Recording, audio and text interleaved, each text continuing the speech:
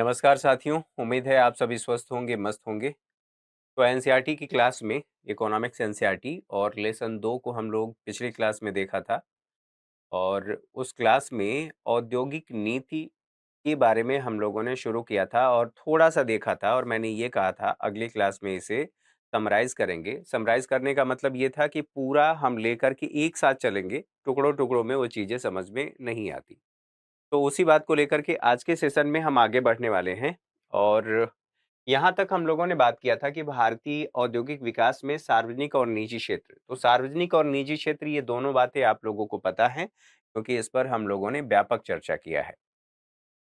जब भारत स्वतंत्र हुआ था, थोड़ा सा बैकग्राउंड इसका ले लेते हैं। भारत स्वतंत्र हुआ था तो उस स्वतंत्रता के दौरान जो हमारी आवश्यकताएं थी, भारत की परिस्थितियां थी, उन परिस्थितियों को ध्यान में रखते हुए भारत सरकार ने ये सोचा कि कौन सी व्यवस्था भारत की परिस्थितियों के अनुकूल हो सकती है।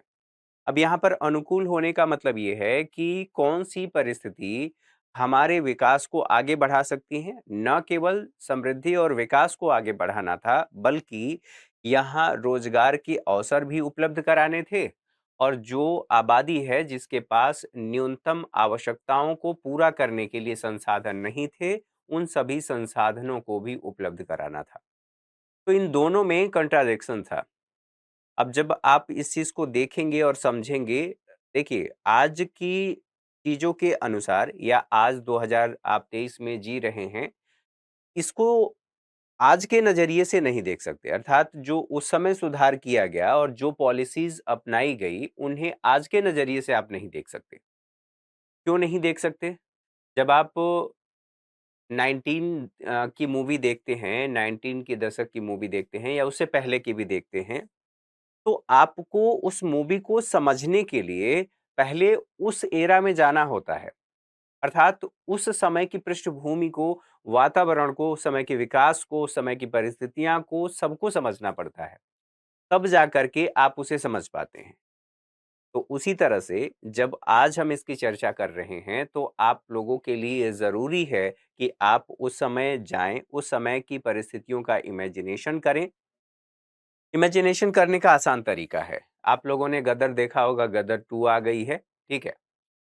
तो जो गदर फर्स्ट आई थी, उसमें जो चित्रण किया गया है, जो उसके पीछे के वातावरण दिखाए गए हैं, जो माहौल दिखाया गया है, जो परिस्थितियाँ दिखाई गई हैं, उन परिस्थितियों को जब तक आप विज़ुअलाइज़ नहीं करेंगे, तब तक काम नहीं चलने वाला। तो उन परिस्थितियों को उसमें दिखाया गया है। पुरानी मूवी या पुराने सीन को दिखाने के लिए, पुराने समय के किसी स्टोरी को दिखाने के लिए उसी तरह के कॉस्ट्यूम का प्रयोग किया जाता है, उसी तरह के मोबाइल का प्रयोग किया जाता है, उसी तरह के आसपास की परिस्थितियों का प्रयोग किया जाता है। ये सारी परिस्थितियां आप लोगों के ध्यान में होनी चाहिए। तो यहाँ पर ध्यान रहे, ये 1947 है, ठीक है? 1947। अब उस समय की स्थिति की कल्पना करिए और बाकी जो बातें हम करने वाले हैं, उन सभी बातों को समझिए। हमारी जो परिस्थितियां थीं, उन परिस्थितियों को ध्यान में रख करके हमने मिश्रित अर्थव्यवस्था को अपनाया और मिश्रित अर्थव्यवस्था में मैंने ये बताया था कि इसमें पूंजीवादी व्यवस्था की कुछ विशेषताएं हमने अडॉप्ट किया और समाजवादी व्यवस्था की कुछ विशेषताओं को हमने अडॉप्ट किया और दोनों को अडॉप्ट करके हमने दोनों का जो मिश्रित रूप है, उसी को हमने कहा कि ये मिश्रित अर्थव्यवस्था है और उस अर्थव्यवस्था को हमने आगे बढ़ाया। अब इस अर्थव्यवस्था में हमने ये कहा कि सार्वजनिक और निजी दोनों क्षेत्रों की भागीदारी होगी। मैंने कल बताया था इससे पहले वाली क्लास में कि जो निजी क्षेत्र है, वो डिमांड एंड सप्लाई को पूरा करेगा। जिसके पास पैसा है, जिस जो खरीदने में सक्षम है बाजार से, वो डिमांड करेगा कि मुझे कार चाहिए, बीएमडब्ल्यू चाहिए। वो निजी क्षेत्र उसको सप्लाई कर देगा, अर्थात आपूर्ति कर देगा। जिसके पास संसाधन नहीं है, जिसके पास न्यूनतम आवश्यकताओं को पूरा करने के लिए संसाधन नहीं है, अब इसमें न्यूनतम आवश्यकताओं की परिभाषा धीरे-धीरे बदल गई है। अब बदल क्या गई है, इसको एक बार देख लेते हैं। जो न्यूनतम आवश्यकताएं हैं या मूलभूत आवश्यकताएं कही जाती हैं, मूलभूत आवश्यकताएं, इसमें क्या-क्या बातें शामिल हैं? तो एक तो ये है, इसी में आप कहेंगे कि रोटी, कपड़ा, मकान, अब इसमें शामिल हो गया है शिक्षा, स्वास्थ्य, ठीक है। अगर इन मूलभूत आवश्यकताओं की पूर्ति हो पा रही है, तब तो ठीक है, अगर नहीं हो रही है, तो इन आवश्यकताओं को पूरा करने की जिम्मेदारी भारतीय परिस्थितियों के अनुसार सरकार की मानी गई और सरकार ने इस अपनी जिम्मेदारी को बखूबी निभाया और इसीलिए दोनों व्यवस्थाओं की मिश्रित रूप को हमने अपनाया, अर्थात हमारे देश में मिश्रित अर्थव्यवस्था को अपनाया गया। अब जो बात यहां पर की जा रही है कि भैया भारतीय औद्योगिक विकास में सार्वजनिक और निजी क्षेत्र दोनों ने किस तरह से भागीदारी निभाया और उस भागीदारी में क्या-क्या बातें महत्वपूर्ण है, उन सभी बातों को देखिए। आवश्यकता सबसे पहले क्यों थी? तो जो मिश्रित अर्थव्यवस्था है उसे अपनाने का कारण यही था कि राष्ट्र की हमें प्रगति करनी थी। अब राष्ट्र की प्रगति केवल सार्वजनिक क्षेत्र के भरोसे नहीं हो सकता था, क्योंकि सार्वजनिक क्षेत्र के पास भी सीमित संसाधन थे। अब जब आप आगे पढ़ेंगे ना तो वहां पर बताया जाएगा कि सरकार की आय और व्यय, ठीक है, आय के साधन कितने हैं और व्यय के साधन कितने हैं। तो हमने ये देखा कि जब हमारी अधिकांश आबादी गरीब है, वो अपनी न्यूनतम आवश्यकताओं को नहीं पूरा कर पा रही है, तो टैक्स कहां से देगी और टैक्स नहीं देगी तो सरकार को आय कम होगी और सरकार को आय कम होगी तो इन सेवाओं पर सरकार भी खर्च कम करेगी और यदि यही सेवाएं बाधित हो गई तो इसका मतलब यह है कि राष्ट्र का विकास बाधित हो जाएगा, क्योंकि ये कहा जाता है कि स्वस्थ शरीर में ही स्वस्थ मस्तिष्क का वास होता है। और जब ऐसी बात है तो आप एक बात सोचिए, ये सब सारी चीजें इसेंशियल हैं, इसके बिना जीवन नहीं चल सकता और नहीं चल सकता अर्थात आप संक्षेप में यह भी कह सकते हैं कि जो मानव संसाधन है, इस मानव संसाधन को पूंजी में नहीं बदला जा सकता, ठीक है। अब अगर पूंजी में नहीं बदला जा रहा है तो ये कार्य नहीं करेगी, अर्थात राष्ट्र का विकास नहीं होगा, आर्थिक विकास में ये योगदान नहीं कर रहे हैं। तो इसलिए ये समझा गया कि सरकार के पास यहाँ पर जो बताने का उद्देश्य है वो ये है कि सरकार की आय के साधन सीमित थे, व्यय के क्षेत्र व्यापक थे। ऐसी स्थिति में अगर सरकार इस पर फोकस करती है तो अर्थव्यवस्था के विकास के लिए हमें अवसंरचना की आवश्यकता होती है। अवसंरचना, ठीक है, इंफ्रास्ट्रक्चर, इसमें सरकार निवेश नहीं कर पा रही थी और नहीं कर पा रही थी तो इन आवश्यकताओं के साथ-साथ इसको सरकार ने पूरा करने की कोशिश की और जो निजी क्षेत्र है उन्हें अवसंरचना भी उपलब्ध कराने की कोशिश की। साथ ही साथ जो निजी क्षेत्र है वह उस आबादी की आवश्यकताओं को पूरा करने की कोशिश किया जिनके पास पैसा था और जो बाजार की कीमतों पर खरीदने में सक्षम थे। तो ये बात यहाँ पर समझ में आ गई। अब बात ये आती है कि यहाँ पर राष्ट्र की प्रगति करनी थी इसलिए इसकी आवश्यकता थी, दोनों को एक साथ लाना था। रोजगार क्रिएट करना था क्योंकि सरकार क्या कर रही है? सरकार उन सभी सुविधाओं को उपलब्ध कराने की कोशिश कर रही है जिससे राष्ट्र का विकास आगे चल करके हो सकता है। जैसे मानव संसाधन को मानव पूंजी बनाने के लिए मूलभूत आवश्यकताओं को उपलब्ध कराना, कल्याणकारी राज्य के रूप में कार्य करना, ठीक है। तो ये कार्य किया गया। निजी क्षेत्र ने उत्पादन करना शुरू किया और उस क्षेत्र में रोजगार मिला, तो रोजगार भी सुनिश्चित करना था। आधुनिकीकरण भी करना था। आधुनिकीकरण के लिए सरकार के पास उतना पैसा नहीं था, निजी क्षेत्र के पास पैसा था, लेकिन अथाह पैसा नहीं था। पैसा था और वो नवीन टेक्नोलॉजी का प्रयोग कर सकते थे, तो इसलिए भी आधुनिकीकरण भी करना था।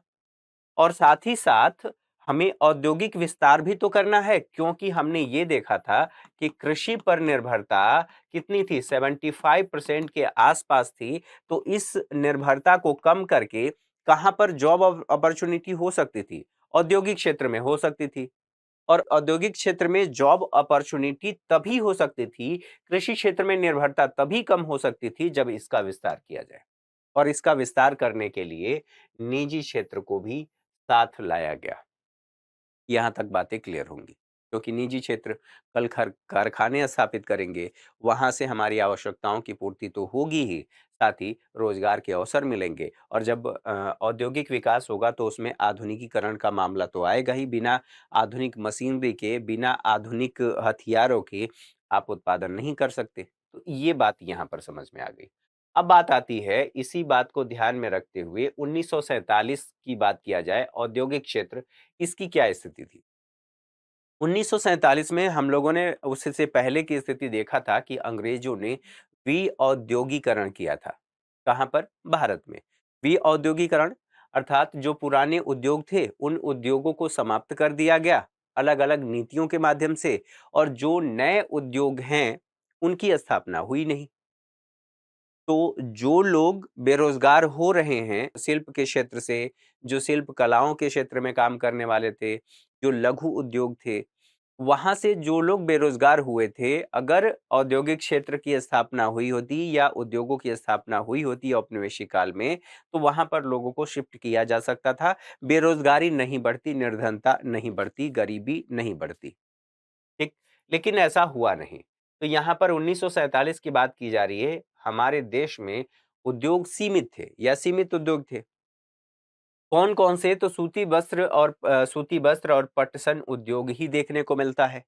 कुछ क्षेत्रों में लोहा और इस्पात उद्योग भी देखने को मिलता है, लेकिन इनका दायरा इतना बड़ा नहीं था, इतना ज़्यादा बड़े या इतने बड़े पैमाने पर ये नहीं थे, जिससे देश की बहुसंख्यक आबादी को रोजगार उपलब्ध कराया जा सके।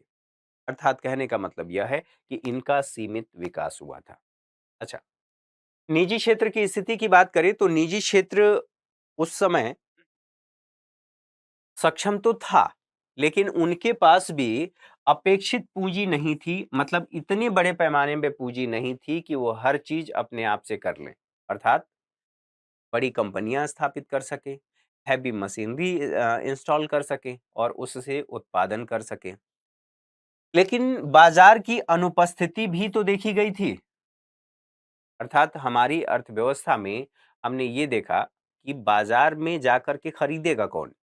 जिसके पास पैसा होगा, और लोगों के पास तो अपनी जीवन की मूलभूत आवश्यकताओं को पूरा करने के लिए ही संसाधन नहीं है। तो संसाधन नहीं है तो इसका मतलब ये हुआ कि लोग बाजार में जाकर के डिमांड नहीं कर पाएंगे, और बाजार में जब डिमांड नहीं कर पाएंगे, वहीं पर सोचिए ऐसी स्थिति में क्या होगा?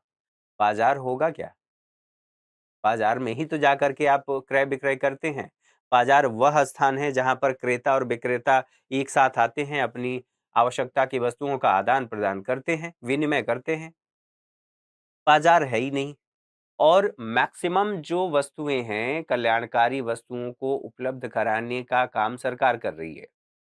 तो वो क्या है? समाजवादी लक्षण है, और समाजवादी लक्षण है, इसका मतलब यह भी हुआ कि वहां पर कंपटीशन का अभाव है। तो आप संक्षेप में कहेंगे कि बाजार यहाँ पर अनुपस्थित है, और बाजार अनुपस्थित है तो निजी क्षेत्र क्या बनाएगा, क्या बेचेगा? क्योंकि खरीदारी नहीं है। तो इसलिए भी जो निजी क्षेत्र है, उनको बड़े पैमाने पर या उनको उतना बढ़ावा नहीं दिया गया जितना कि बढ़ावा दिया जाना चाहिए, या जितना 1991 के सुधार के बाद दिया गया था। एक तो ये बात है। परियोजनाओं के लिए ये कहा गया कि परियोजनाओं हेतु इनके पास सीमित पूंजी तो थी, अर्थात ये लगा सकते थे, छोटे-मोटे उद्योग लगा सकते थे। लेकिन बड़े उद्योगों की स्थापना के लिए इनके पास जो अपेक्षित पूंजी चाहिए होती है, वो नहीं थी।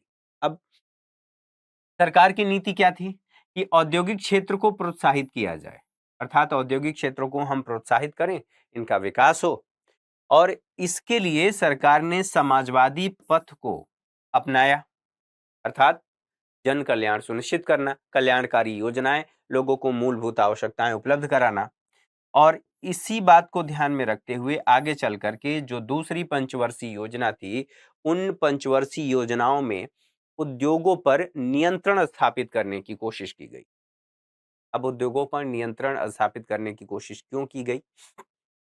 यहाँ पर देखिए, एक तो इनके पास, दोबारा से इस चीज को कोरिलेट करिए और यहां से जोड़ करके देखिए एक तो इनके पास अपेक्षित पूंजी नहीं है और पूंजी नहीं होने के साथ साथ इनके पास बाजार नहीं है और परियोजनाओं के लिए इनके पास आवश्यक पूंजी तो थी, लेकिन इतनी नहीं थी कि बड़े पैमाने पर निवेश कर सके। अब समाजवादी पथ को इन्होंने अपनाया, अर्थात सरकार ने अपनाया। क्यों अपनाया भाई और कब अपनाया?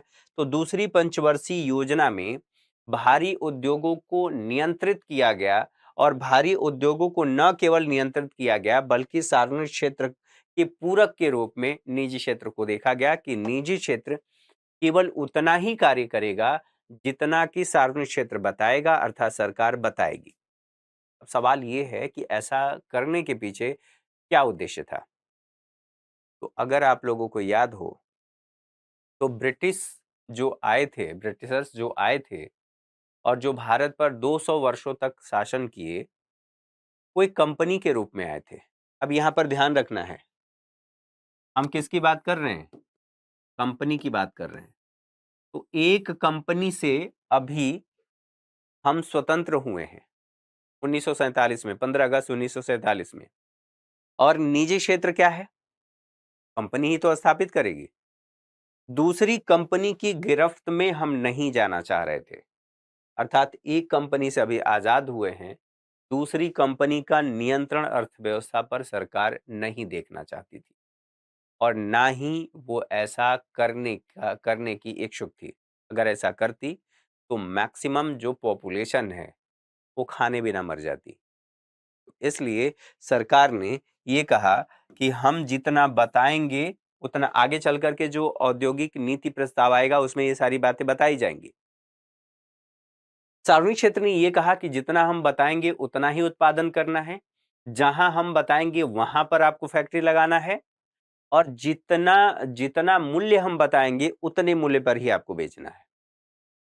ये सारे रेस्ट्रिक्शंस 1956 में एक औद्योगिक नीति प्रस्ताव लाया गया और उसी औद्योगिक नीति प्रस्ताव में सरकार ने बता दिया। और सरकार ने बताने के साथ साथ आप लोगों ने पढ़ा होगा तो एक कंपनी एक्ट आता है 1956 में और कंपनी अधिनियम जो आया था जिसके तहत कंपनियों की स्थापना हो रही थी वो 2013 तक कार्य कर रहा था। 2013 में हमने कंपनी अधिनियम 1956 को संशोधित किया और कंपनी अधिनियम 2013 बनाया आज की जरूरतों के अनुसार। यहाँ पर इन बातों को आप लोगों ने समझ लिया, ठीक है। अब बात यहाँ आती है कि ठीक बात है, औद्योगिक नीति प्रस्ताव यहीं से लाया गया कि भैया इनकी भूमिका को हमें नियंत्रित रखनी है, सीमित रखनी है और अगर ऐसा करना है तो हमें उसके लिए कुछ प्रस्ताव लाना पड़ेगा।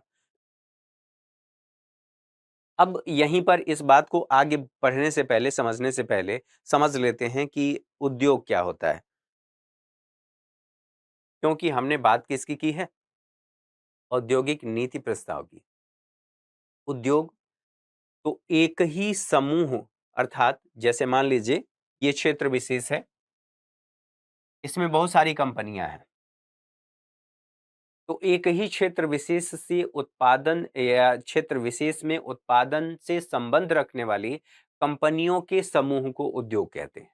ठीक है, जैसे आप मुखर्जी नगर देखते हैं, मुखर्जी नगर क्या है? कोचिंग इंडस्ट्री है। ठीक, तो यहाँ पर कोई एक कोचिंग तो है नहीं, केवल संस्कृति तो है नहीं, और भी छोटी छोटी कोचिंग है, कई सारी कोचिंगें हैं, तो इनको सबको मिला करके कोचिंग इंडस्ट्री कह दिया जाता है। अब इसी में से कोचिंग की बात होगी तो उन सभी कोचिंगों में से एक कोचिंग है संस्कृति आईएएस। ठीक है, तो ये उनका समूह है। तो उद्योगों की बात की जा रही है कि उत्पादन से संबंध रखने वाले या एक ही प्रकार के कंपनियों के समूह को उद्योग कहा जाता है। और जब कंपनी की बात होगी तो उसमें से एक यूनिट की बात होगी। अब बात यह है कि औद्योगिक नीति कहते किसको हैं? तो औद्योगिक नीति का मतलब ये होता है कि जिसके माध्यम से उद्योगों के द्वारा उत्पादन को बढ़ावा दिया जाए, वितरण को सुनिश्चित किया जाए और न केवल इन्हीं दोनों पहलुओं पर ध्यान दिया जाए बल्कि उत्पादन और आर्थिक समृद्धि के साथ साथ रोजगार के अवसर को उपलब्ध कराने जो औद्योगिक क्षेत्र है उसका विकास करने से संबंधित जो सरकार नीतियां लेकर के आती है उसे औद्योगिक नीति कहते हैं। संक्षेप में, औद्योगिक क्षेत्र के विकास से संबंधित समय समय पर सरकार द्वारा लाई गई नीति को औद्योगिक नीति कहते हैं। ठीक, औद्योगिक नीति समझ में आ गया। तो इसी से संबंधित एक औद्योगिक नीति थी जो 1948 में आई थी। उसके बाद 1900 ये कहा गया था कि हर 10 साल पर हम एक औद्योगिक नीति लेकर के आएंगे। लेकिन 10 साल पूरा होने से पहले ही यह औद्योगिक नीति प्रस्ताव 1956 लाया गया। 48 के बाद 1958 में आना चाहिए था, लेकिन 56 में आ गया, 2 साल पहले आया। और जब 2 साल पहले आया तो ऐसी स्थिति में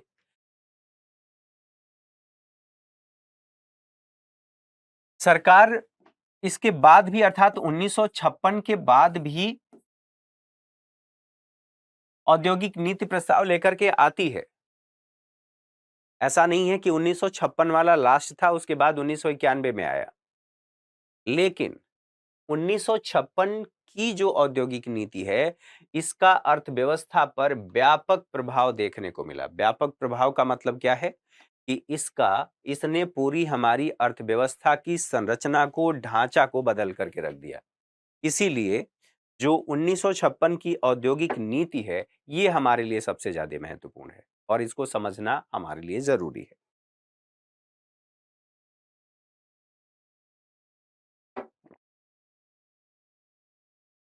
तो यहां पर देखिए, इसका उद्देश्य क्या था? तो भारी उद्योगों को नियंत्रण करना। अगर मान लीजिए भारी उद्योगों की स्थापना स्वतंत्रता के तुरंत बाद ही, 1956 की बात की जा रही है, हम स्थापित कर देते, तो जो छोटे छोटे उद्योग थे जिसमें बड़े पैमाने पर लोगों को रोजगार मिल रहा था, वो उद्योग तो खत्म हो जाते।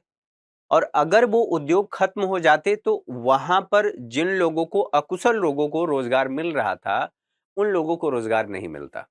और रोजगार नहीं मिलता तो जो उनकी सामाजिक आर्थिक स्थिति में सरकार सुधार लाना चाहती थी, वो सुधार नहीं आ पाते। आ पाते क्या? नहीं आ पाते। तो ऐसी स्थिति में सरकार ने इसके माध्यम से 1900 औद्योगिक नीति प्रस्ताव 1956 के माध्यम से भारी उद्योगों को नियंत्रित किया। और नियंत्रित करने के साथ साथ इसमें आधार क्या बनाया गया? दूसरी पंचवर्षीय योजना, अर्थात सेकेंड 5 ईयर प्लान। और यहीं से इसी औद्योगिक नीति प्रस्ताव से सरकार का समाजवादी स्वरूप दिखाई देता है और उसका आधार भी दिखाई देता है कि दरअसल सरकार करना क्या चाह रही थी। समाजवादी स्वरूप का मतलब क्या था? संसाधनों पर सरकार का नियंत्रण। और सरकार क्या कर रही है? जो निजी उद्योग हैं, हैवी जो भारी उद्योग हैं, उनको नियंत्रित कर रही है। नियंत्रित कर रही है, इसका मतलब क्या हुआ? संसाधनों पर सरकार का स्वामित्व या अधिकार, और फिर वो वितरण सुनिश्चित कर रही है। तो वही चीज तो इसमें देखने को मिल रही है। अब और बातें आगे हम पढ़ेंगे तो और आपकी बातें क्लियर हो जाएंगी। अच्छा, समाजवादी स्वरूप देखने को मिला, कैसे देखने को मिला? तो सरकार जो औद्योगिक नीति प्रस्ताव लेकर के आई थी 1956 का, उसमें उद्योगों को 3 भागों में बांट दिया। 3 भागों में बांटा और पहले वाले भाग में यह कहा सरकार ने कि इस भाग में केवल और केवल सार्वजनिक क्षेत्र द्वारा ही उद्योगों की स्थापना की जाएगी, अर्थात सरकार के स्वामित्व वाले उद्योगों की स्थापना। पहले लिस्ट में यह बता दिया।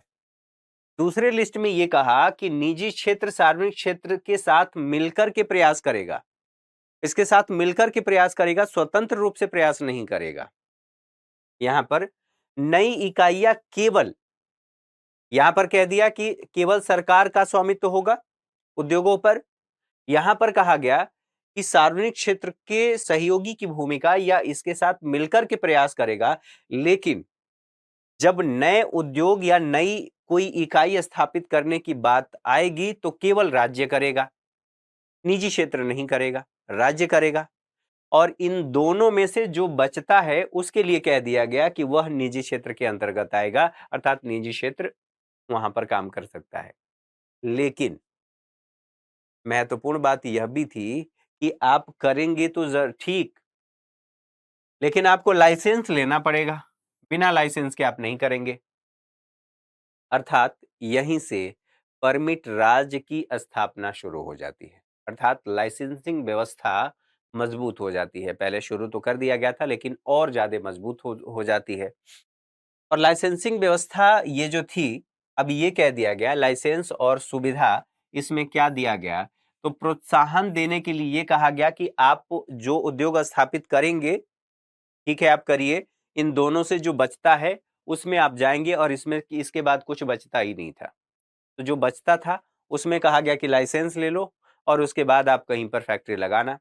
कहीं पर फैक्ट्री नहीं लगाना, सरकार ने ये कहा कि भैया हम आपको प्रोत्साहन देंगे, आप कहां पर लगाएंगे, पिछड़े क्षेत्रों में लगाएंगे। अब सोचिए, दिल्ली का एरिया देख लीजिए, दिल्ली का क्षेत्र विकसित है। एक गांव की बात कर लीजिए, वहीं आप चले जाइए, दंतेवाड़ा चले जाइए, ओडिशा का काला हांडी चले जाइए, झारखंड चले जाइए, छत्तीसगढ़ चले जाइए। तो ये जो क्षेत्र हैं ये बहुत ज्यादा अविकसित क्षेत्र हैं, अर्थात इनका विकास नहीं हुआ है। तो सरकार ने ये कहा कि चले जाओ वहां पर उद्योग लगाना। कहां पर? पिछड़े क्षेत्रों में। ऐसा क्यों कर रही है सरकार? ऐसा इसलिए कर रही है क्योंकि उन क्षेत्रों का संतुलित विकास करना था। संतुलित विकास का मतलब, सारे उद्योग अगर दिल्ली में ही लगेंगे तो पूरे देश की पॉपुलेशन दिल्ली में ही आएगी ना, और यहीं पर रोजगार उसको मिलेगा। और कोई जरूरी थोड़ी है कि देश के सभी हिस्सों से पॉपुलेशन यहां पर आ जाए। कुछ परिवार ऐसे भी होंगे जिन्हें माँ बाप की सेवा भी करनी है, और कुछ परिवार ऐसे भी होंगे, कुछ लोग ऐसे भी होंगे जो अपने सोना बाबू को छोड़ करके जाना नहीं चाहते होंगे। तो कितना अच्छा हो कि आपके सोना बाबू के आसपास ही उद्योग स्थापित हो गया है, वहीं पर आपको रोजगार मिल गया है, और सोना बाबू को रोज सुबह शाम आप देख भी लेते हैं, दर्शन भी कर लेते हैं, रोजगार भी कर लेते हैं, माँ बाप की देख रेख भी हो जाती है।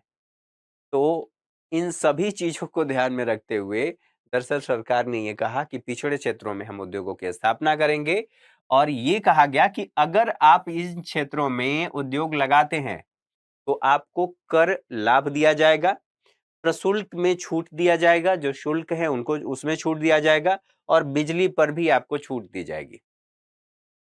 ठीक है, अर्थात कुल मिलाकर के छूट के आधार पर इनको प्रोत्साहित करने की कोशिश की गई, ताकि क्षेत्रीय जो असंतुलन देखने को मिलता है वह स्थिति न रहे, अर्थात क्षेत्रीय संतुलन स्थापित हो सके। ठीक है, अगली बात,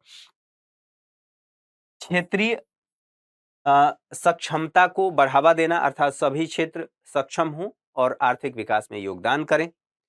और उत्पादन की मात्रा भी निर्धारित कर दी गई लाइसेंस के द्वारा कि भैया आपको लाइसेंस दिया जा रहा है कि आप 50 वस्तु ही उत्पादन करेंगे, तो केवल 50 वस्तु उत्पादन करेंगे। बाकी जो हमारे लघु उद्योग हैं, छोटे छोटे उद्योग हैं, उन उद्योगों से उत्पादन होगा, उसमें लोगों को रोजगार मिलता है।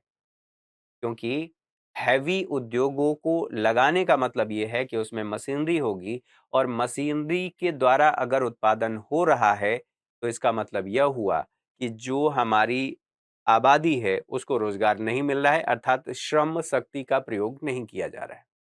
अब याद करिए, कोई भी सोसाइटी, कोई भी समाज क्या सोचता है, उसके तीन सवाल होते हैं। क्या उत्पादन करना है, किसके लिए उत्पादन करना है, कैसे उत्पादन करना है। यही तो था, ये हम लोगों ने पहले देख लिया था। तो अगर ऐसा है तो हैवी उद्योगों के द्वारा अगर उत्पादन ज्यादा हो जाएगा वो किसकी पूर्ति करेगा? आप समझ रहे हैं, अर्थात वह उन्हीं लोगों की आवश्यकताओं की पूर्ति कर पाएगा जो लोग खरीदने में सक्षम थे। वो नीड एंड सप्लाई पर ध्यान नहीं देगा, डिमांड एंड सप्लाई पर ध्यान देगा।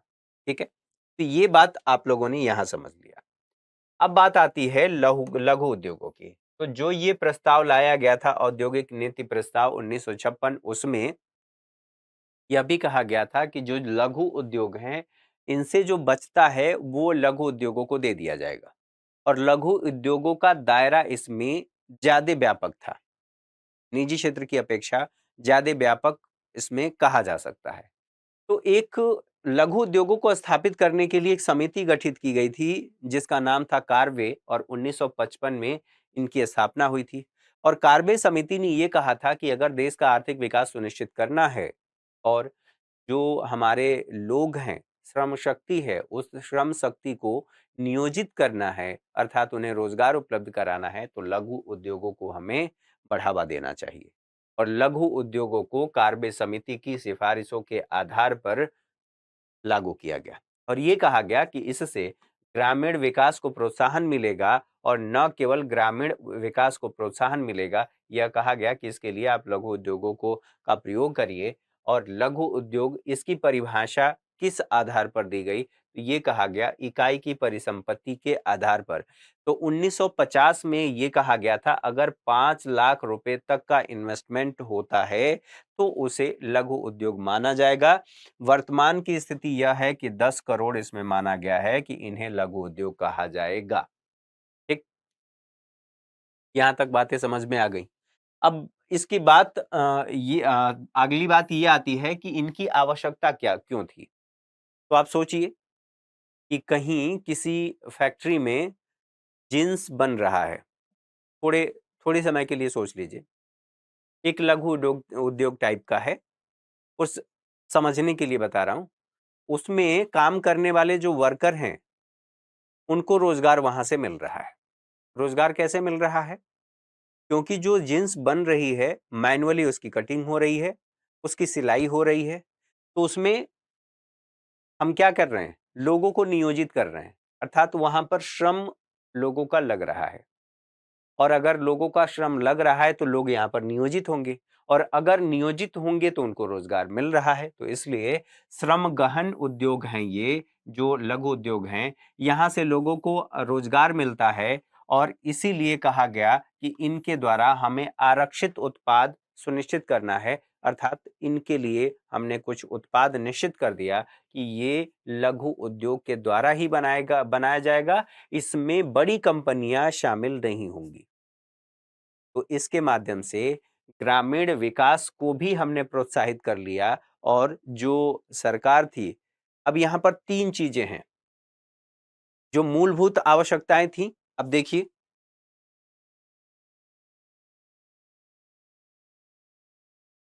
1956 इसमें मूलभूत आवश्यकताएं आवश्यकताएं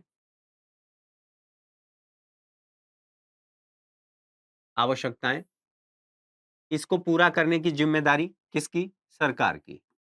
आप ऐसे कह सकते हैं सार्वजनिक क्षेत्र।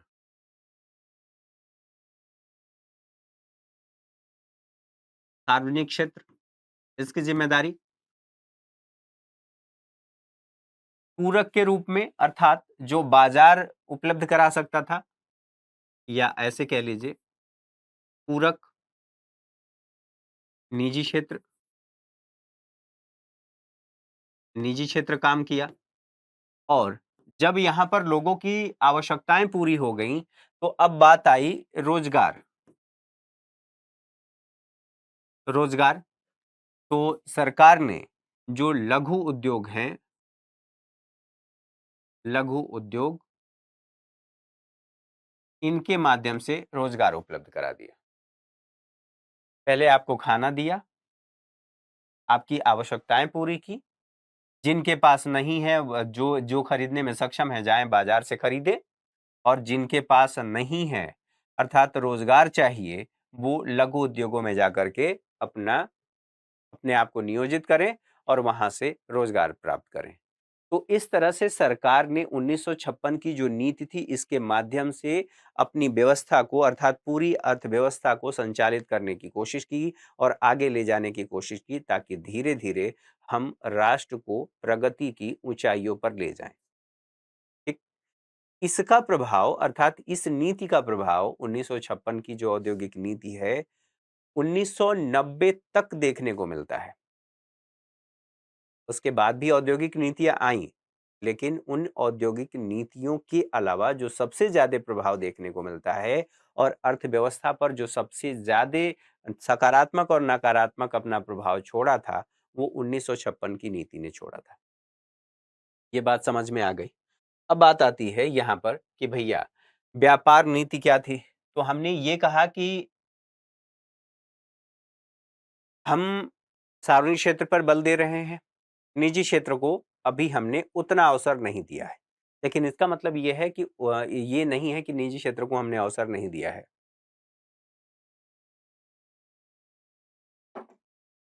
हमने निजी क्षेत्र को अवसर दिया है, लेकिन सीमित मात्रा में दिया है। तो जो व्यापार नीति है, हमें तो ये भी तो देखना था कि मान लीजिए हम ऐसा कर रहे हैं अपनी अर्थव्यवस्था में और जो हमारी ज़रूरत की चीज़ें हैं, बाहर से हम लगातार आयात कर रहे हैं और अगर आयात कर रहे हैं, तो उससे जो घरेलू उद्योग हैं, वो तो बर्बाद हो जाएँगे क्योंकि बाहर के देशों में या दूसरे देशों के पास टेक्नोलॉजी है और उस टेक्नोलॉजी के माध्यम से उत्पादन हुआ है। उत्पादन हुआ है तो वस्तुएँ सस्ती हैं और देखने में भी अच्छी हैं, क्वालिटी उनकी अच्छी है। तो अगर उनका हम आयात ही करते रहेंगे, तो हमारा विदेशी मुद्रा भंडार तो जाता रहेगा। विदेशी मुद्रा भंडार जिसके माध्यम से आप दूसरे देशों से वस्तुओं को खरीदते हैं। तो विदेशी मुद्रा इसमें और भंडार, विदेशी मुद्रा कौन सी डोमिनेंस सबसे ज़्यादा डोमिनेंस किसका है? डॉलर का है और उसी का भंडार हमें रखना है क्योंकि अपनी ज़रूरत की वस्तुओं को हम बाहर से खरीद सकें, जैसे कि तेल। तेल की आवश्यकता हमारी थी ही। अब बात ये आई, भैया अगर हम आयात ही करते रहेंगे, तो हमारे उद्योग तो चल नहीं पाएँगे और हम अपनी आवश्यकताओं को पूरा नहीं कर पाएँगे। एक तरफ हम ये कह रहे हैं कि लघु उद्योगों को हम बढ़ावा देंगे। दूसरी तरफ हम ये कह रहे हैं कि जो निजी क्षेत्र है उनको उन क्षेत्रों में हम लगाएँगे जहाँ पर उत्पादन किया जाए और जहाँ क्षेत्रीय असंतुलन कम किया जा सके। अर्थात जो पिछड़े क्षेत्र थे उन पिछड़े क्षेत्रों में इनको लगाया गया। ठीक बात है। अब लगाया गया तो आप उत्पादन भी तो कराएँगे और उत्पादन कराएँगे तो आपके पास बाज़ार भी होना चाहिए और बाज़ार अगर दूसरे देशों से आयात करके ही पूरा कर लेना है, बाजार की आवश्यकताओं को पूरा कर लेना है, तो फिर वहाँ पर इनको कैसे हम बढ़ावा दे पाएँगे? तो इसके लिए सरकार व्यापार नीति लेकर के भी आई, अर्थात व्यापार नीति भी यहाँ पर मायने रखता है। तो व्यापार नीति में सरकार ने क्या किया? ये सरकार ने ये कहा कि हम आयात प्रतिस्थापन पर काम करेंगे और आयात प्रतिस्थापन का मतलब क्या है? कि अगर मुझे इस मार्कर के 10 मार्कर की आवश्यकता है, तो हम ये कि देखेंगे कि यार इसको तो हम अपने घर में बना सकते हैं, हमें इसको आयात करने की क्या ज़रूरत है? अगर अपने घर में बनाएँगे तो जो बनाने वाला उद्योग है, उसको लाभ होगा और उस उद्योग में बनाने वाला श्रमिक भी होगा, उसको लाभ होगा और हमारी जो घरेलू आवश्यकताएँ हैं, वो भी पूरी होंगी और जो विदेशी मुद्रा भंडार इसके आयात पर खर्च होता है, वो खर्च नहीं होगा। तो सरकार ने यही किया कि हम जो आयात करना है, हम दरअसल जो आयात कर रहे हैं और उसे हम बना सकते हैं, तो हम उसे बनाएँगे, हम खरीदेंगे नहीं, आयात नहीं करेंगे। आप ये अक्सर आप लोगों ने ये भी सुना होगा कि मम्मी-पापा कहते हैं कि बेटा घर में खाना बना तो है, बाहर चाउमीन, मोमोज़, पिज़्ज़ा, बर्गर क्यों खाना? एक तो वो उसमें पैसा ज़्यादा लगता है, दूसरा तुम्हारे सेहत के लिए अच्छा नहीं है, केवल स्वाद अच्छा है। केवल स्वाद से तो काम चलने वाला नहीं है, सेहत भी तो मायने रखती है और सेहत के साथ-साथ हमें पैसा भी तो बचाना है। तो इसीलिए तुम बाहर से न ला मँगा करके खाओ, बाहर का समोसा, कचौड़ी ये सब मत खाओ, घर में जो बना है खाना वही खाओ। वही है आयात प्रतिस्थापन। तो यहाँ पर क्या किया गया, औद्योगिक नीति और व्यापार नीति दोनों का घनिष्ठ संबंध है क्योंकि व्यापार नीति अगर औद्योगिक नीति की सहयोगी नहीं है, तो औद्योगिक नीति हमारी किसी काम की नहीं है। औद्योगिक नीति हमने बहुत अच्छी बना दी और हम बाहर से आयात कर रहे हैं। तो फिर इस औद्योगिक नीति का क्या मतलब होगा? क्या उद्योगों का विस्तार होगा? और मैंने शुरू में ही बताया कि औद्योगिक नीति का मतलब यह है कि उद्योगों के विकास को बढ़ावा देना, रोजगार का सृजन करना उससे, अर्थात कैसे औद्योगिक क्षेत्र में रोजगार का सृजन होगा, आर्थिक विकास को प्रगति मिलेगी और औद्योगिक क्षेत्र का भी विस्तार होगा। और इसके माध्यम से हम जो प्राथमिक क्षेत्र है अर्थात कृषि क्षेत्र, उसमें जो लोग नियोजित हैं उन लोगों को हम शिफ्ट कहां कर पाएंगे? औद्योगिक क्षेत्र में। तो ये कहा गया कि भैया ये जो है, ये दोनों एक दूसरे के पूरक हैं, खास करके इसकी भूमिका इसके विकास में महत्वपूर्ण है। तो घनिष्ठ संबंध है। घनिष्ठ संबंध क्यों है? क्योंकि हमें आयात प्रतिस्थापन को भी ध्यान रखना है। ठीक है। तो इसका उद्देश्य क्या था? अब आयात प्रतिस्थापन आपको समझ में आ गया। अब इसका उद्देश्य क्या था? घरेलू उद्योगों की रक्षा करना। हम आयात करते रहेंगे तो घरेलू उद्योग जो बना रहे हैं वो कोई खरीदेगा ही नहीं, और नहीं खरीदेगा, हमें अक्सर ये चार्म होता है, हमें रिबोक का शू लेना है, एडिडास का शूज लेना है, बाहर की कंपनी है, बहुत अच्छा बनाती है, और वही कोई भारत की कंपनी वैसा ही उसके इक्विवेलेंट जूता बनाए, इंडियन ही तो है।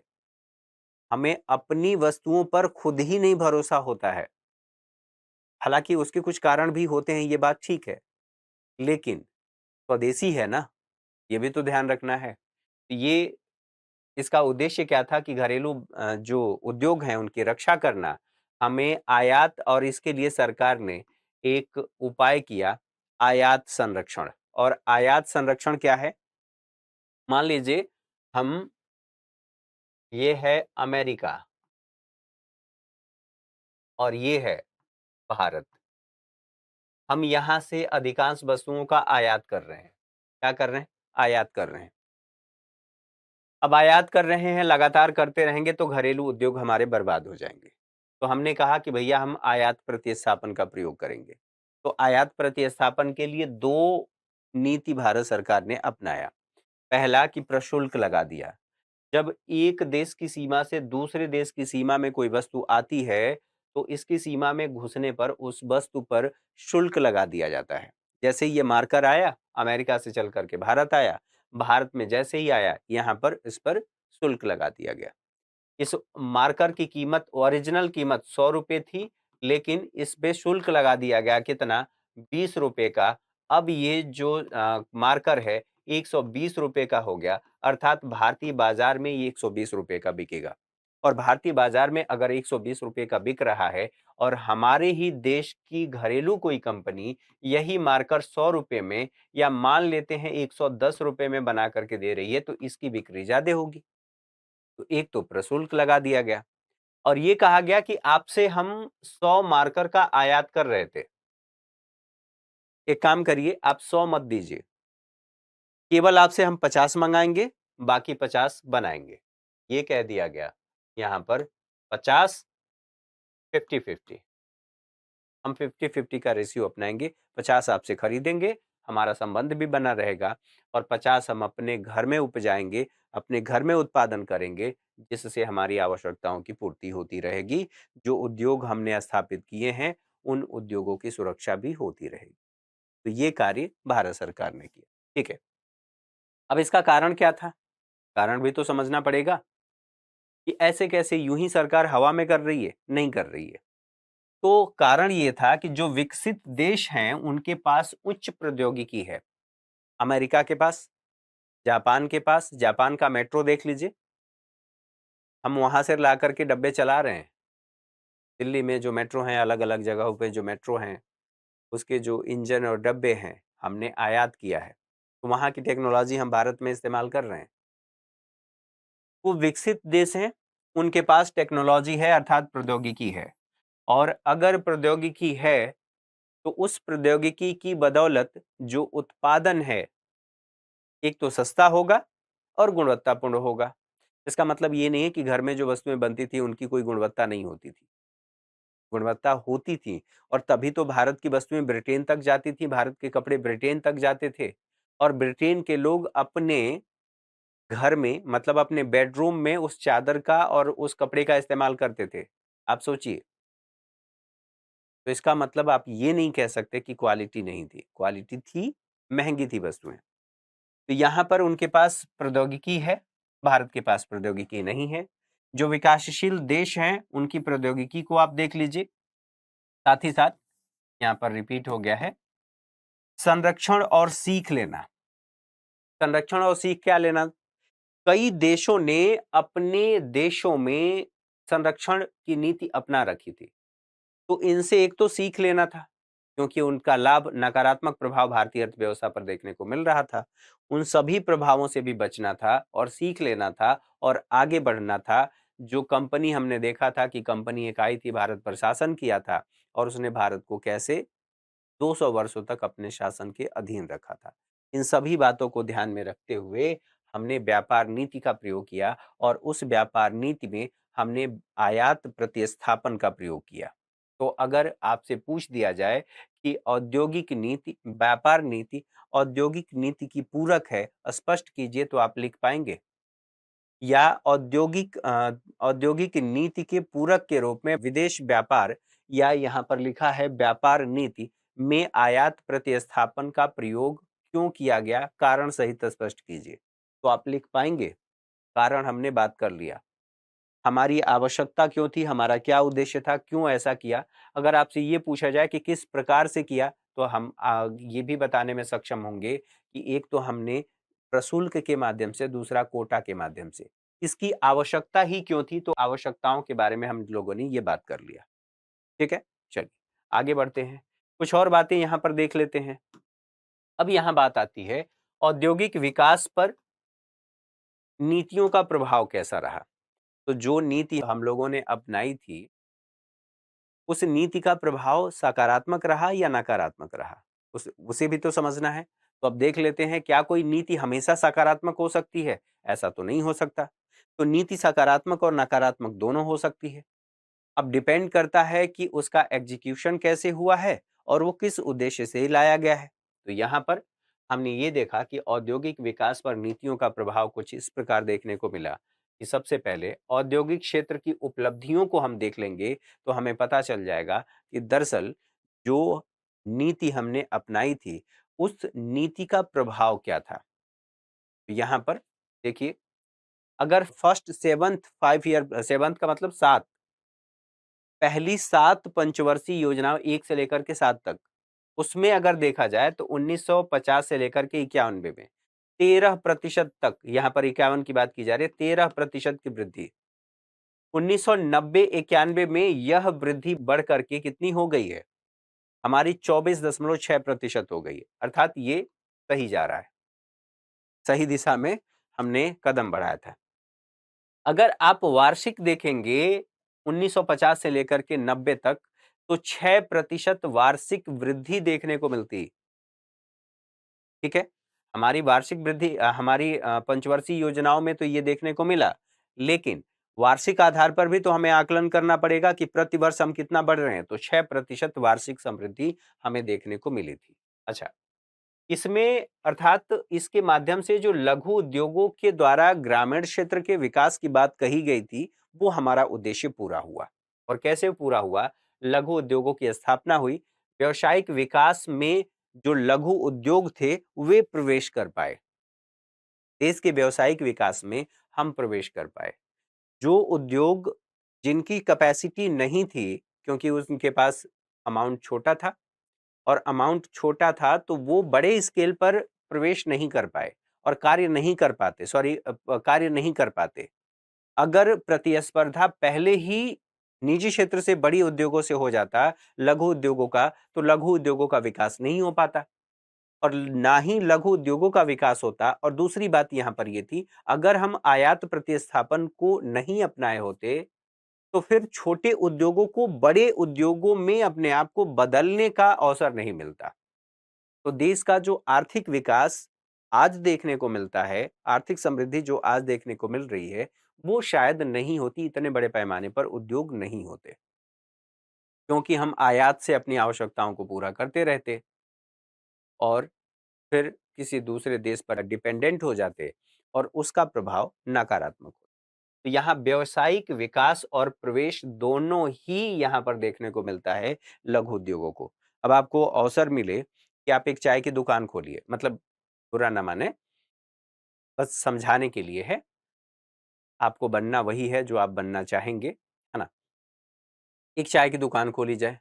अब चाय की दुकान से अगर प्रतिस्पर्धा चाय में आपके आस-पास सुनिश्चित कर दी जाए या उसी प्रतिस्पर्धा को बढ़ा दिया जाए, तो फिर क्या होगा? यही होगा ना कि आप कोशिश करेंगे कि मैं चाय अच्छी बनाऊं, और चाय की डिमांड है, तो चाय जब अच्छी बनेगी तो धीरे धीरे चाय के बाद समोसा आएगा, समोसा के बाद पकौड़ी आएगा, और पकौड़ी के बाद हो सकता है कि आप धीरे धीरे बेकरी या मिष्ठान का रूप धारण कर लें। तो इसका मतलब यह हुआ कि आपका धीरे धीरे विकास हो रहा है, क्योंकि विकास की परिस्थितियां आपकी सुनिश्चित कर दी गई नीतियों के माध्यम से। तो इनका विकास में प्रवेश, व्यावसायिक विकास में इनका प्रवेश हुआ। साथ ही साथ उद्योगों का विकास यहाँ पर देखने को मिलता मिलता है। इलेक्ट्रॉनिकी क्षेत्र में हमने प्रवेश किया और इसका विकास हुआ। ऑटोमोबाइल सेक्टर में हमारा विकास देखने को मिला, और इन नीतियों का प्रभाव हमने देखा, यह सकारात्मक रहा। साथ ही साथ एक और महत्वपूर्ण बात है कि आगे चल करके भारत में ऑटोमोबाइल जो सेक्टर है, इसमें विदेशी कंपनियों का भी वर्चस्व देखने को मिलता है। कैसे देखने को मिलता है? सुजुकी देख लीजिए, हमारा ऑटोमोबाइल इंडस्ट्री उतना मजबूत नहीं हो पाया था। सुजुकी, गाँव में कार का मतलब सुजुकी है, चाहे आप किसी भी कंपनी का कार ले लीजिए। सुजुकी आई है, मारुति आई है। तो इन सब बातों को ध्यान में रखते हुए अब बात ये होती है कि आंकड़ा क्या कहता है। तो आंकड़ा देखिए, ये बताया जा रहा है सकल घरेलू उत्पाद के लिए क्षेत्रवार योगदान से संबंधित निम्नलिखित सारणी के लिए एक पाई चार्ट बनाइए और 1990 से 91 के दौरान विकास के प्रयासों को ध्यान में रखते हुए क्षेत्रकों के योगदान में हुए अंतर पर चर्चा करिए। ठीक है, अब यहाँ पर देखिए, क्षेत्रक बताया गया है, कृषि क्षेत्रक 1950-51, इसमें 59%। और यहाँ पर देखिए क्या बताया गया, 1990-91 34%। उद्योग के क्षेत्र में 13%, यहाँ पर 24.6%। सेवा के क्षेत्र में 28.0%, यहाँ पर 40.0%। साथ ही साथ यहाँ पर देखिए, ये बताया जा रहा है कि यहाँ पर क्या जानकारी का प्रयोग भारत की अर्थव्यवस्था के व्यावसायिक ढांचे का एक पाई चार्ट बनाए। क्षेत्र की बात की जा रही है 1951 से लेकर 50 से लेकर के 51, यहाँ पर 90 से लेकर के 51। कृषि क्षेत्र में यहाँ पर 70%, यहाँ पर 66%। अलग अलग समय में ये क्या परिवर्तन आया है वो आपको इस चार्ट के माध्यम से दर्शाया गया है। साथ ही साथ यहाँ पर देखेंगे अब औद्योगिक विकास पर नीतियों का प्रभाव कैसा रहा, अर्थात नकारात्मक प्रभाव की बात आप कर रहे हैं हम। तो नकारात्मक प्रभावों को समझ लें। तो यहाँ पर देखने को ये मिला कि जो अनावश्यक वस्तु थी और सेवाओं का, इनका उत्पादन हमारे देश में हुआ, और अनावश्यक वस्तुओं का उत्पादन होना, जैसे यहाँ पर दूरसंचार की बात हो रही है, और इसका सेवा विस्तार कम हुआ। हमें दूरसंचार की आवश्यकता थी लेकिन इसका विस्तार कम हुआ। हम बना तो रहे थे लेकिन अनावश्यक वस्तुओं का उत्पादन कर रहे थे। हम प्रगतिशील उत्पादन नहीं कर पा रहे थे। हमारे पास लाइफबॉय का ही साबुन था, मन करे तो नहा लो, अगर कहीं कट गया तो उस पर भी मलहम का काम करता था, उस पर भी लगा लो, और अगर कहीं कोई पाइप फट गया है तो उस पर भी लगा करके उसको चिपका देते थे। इतना सारा काम लाइफबॉय करता था। अब वो लाइफबॉय नहीं रहा। तो हमारे पास ऑप्शन क्या था? एक लाइफबॉय था, ब्रिटानिया का ब्रेड होता था। इसके अलावा अगर आपको लगवाना आप चाहते हैं कि आपके घर में टेलीफोन लग जाए, तो सालों लग जाते थे, 5 साल 6 साल तक लग जाते थे।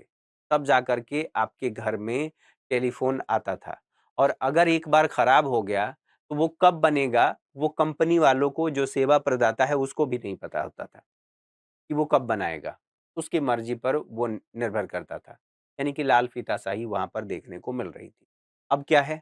आप जाइए, जो पैसा आपको देना है, आपको तो फ्री में, बस आपको आधार कार्ड देना है। फ्री में आपको वैलिडिटी भी मिल जाएगी, कुछ नॉमिनल चार्ज लेकर के आप सिम कार्ड खरीद सकते हैं और तुरंत एक्टिवेट होगा, और तुरंत आप बात शुरू कर दीजिए।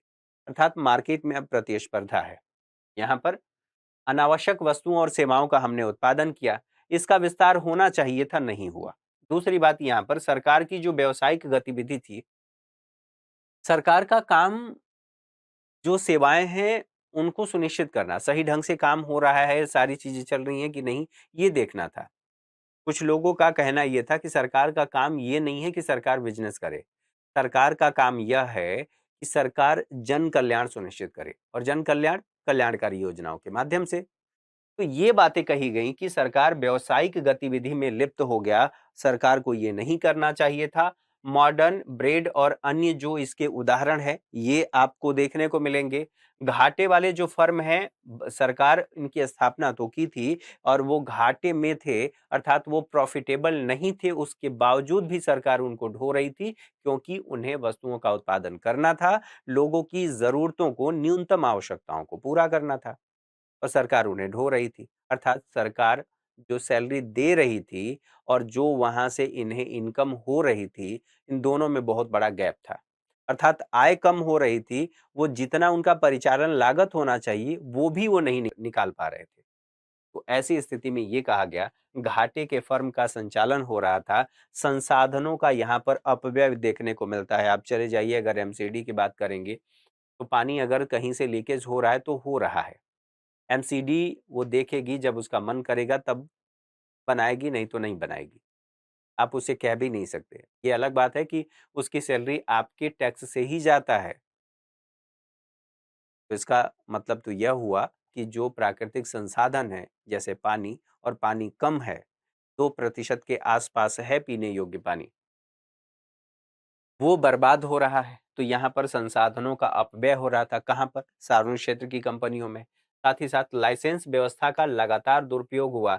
बड़े जो औद्योगिक घराने थे, उन औद्योगिक घरानों ने जो लाइसेंस दिया जा रहा था कि इन क्षेत्रों में लाइसेंस के माध्यम से आप निवेश कर सकते हैं, जो 3 कैटेगरी बनाई गई थी, उन 2 कैटेगरी को छोड़ करके ये कह दिया गया कि तीसरे वाले में आप जा करके निवेश कर सकते हैं, आप वहाँ पर उद्योग स्थापित कर सकते हैं, उत्पादन कर सकते हैं, बशर्ते आपको लाइसेंस लेना पड़ेगा। तो जो बड़े घराने थे, अपने ओहदे का प्रयोग करके, अपनी सरकार तक पहुँच का प्रयोग करके ज़बरदस्ती लाइसेंस ले लिया करते थे, जिससे कि बाकी जो छोटे लोग हैं, उद्योग हैं, उनको लाइसेंस ना मिले और प्रतिस्पर्धा कम हो जाए। तो एक तरह से मोनोपोली जिसलिए ये सरकार लेकर के आई थी, दरअसल उन्हीं उद्देश्यों को दूसरे तरीके से इन लोगों ने पूरा किया। मतलब अपने उन उद्देश्यों को पूरा निजी क्षेत्र कर पाया। क्योंकि उसे पता था कि हम जब यहाँ पर हम रसूखदार व्यक्ति हैं, हमारी पहुँच है, हम लाइसेंस ले लेंगे तो प्रतिस्पर्धा बढ़ेगा नहीं, क्योंकि जो बाकी उद्योगों को लाइसेंस मिलेगा नहीं। लाइसेंस मिलेगा नहीं तो वो प्रतिस्पर्धा करेंगे नहीं, हमारा ही वर्चस्व रहेगा। और अगर इस बात को आप समझेंगे, तो आप देखेंगे कि टाटा का नमक, टाटा की गाड़ियाँ, टाटा की बाल्टी, टाटा की कुदाल, फावड़ा, ये सब कुछ आपको देखने को मिलेगा। मतलब टाटा क्या नहीं बनाता था। अब टाटा का वर्चस्व थोड़ा कम हुआ है। तो यहाँ पर प्रतिस्पर्धियों को रोकने की कोशिश की, उद्योग कार्यकुशलता इससे प्रभावित हुआ, अर्थात जो उद्योगों का विस्तार होना चाहिए था, उतने बड़े पैमाने पर उद्योगों का विस्तार नहीं हुआ, अर्थात यहाँ पर क्रोनी कैपिटलिज्म देखने को मिलती है। क्रोनी कैपिटलिज्म, आप इसको ऐसे समझिए, उद्योग है, नेता है और राजशाही है। अर्थात उद्योग का मतलब बिजनेसमैन, नेता और जो नौकरशाही है, इन दोनों का गठजोड़ देखने को मिलता है और इस गठजोड़ के माध्यम से भारत का आर्थिक विकास जो होना चाहिए था, वो सही मायने में नहीं हो पाया। ठीक है?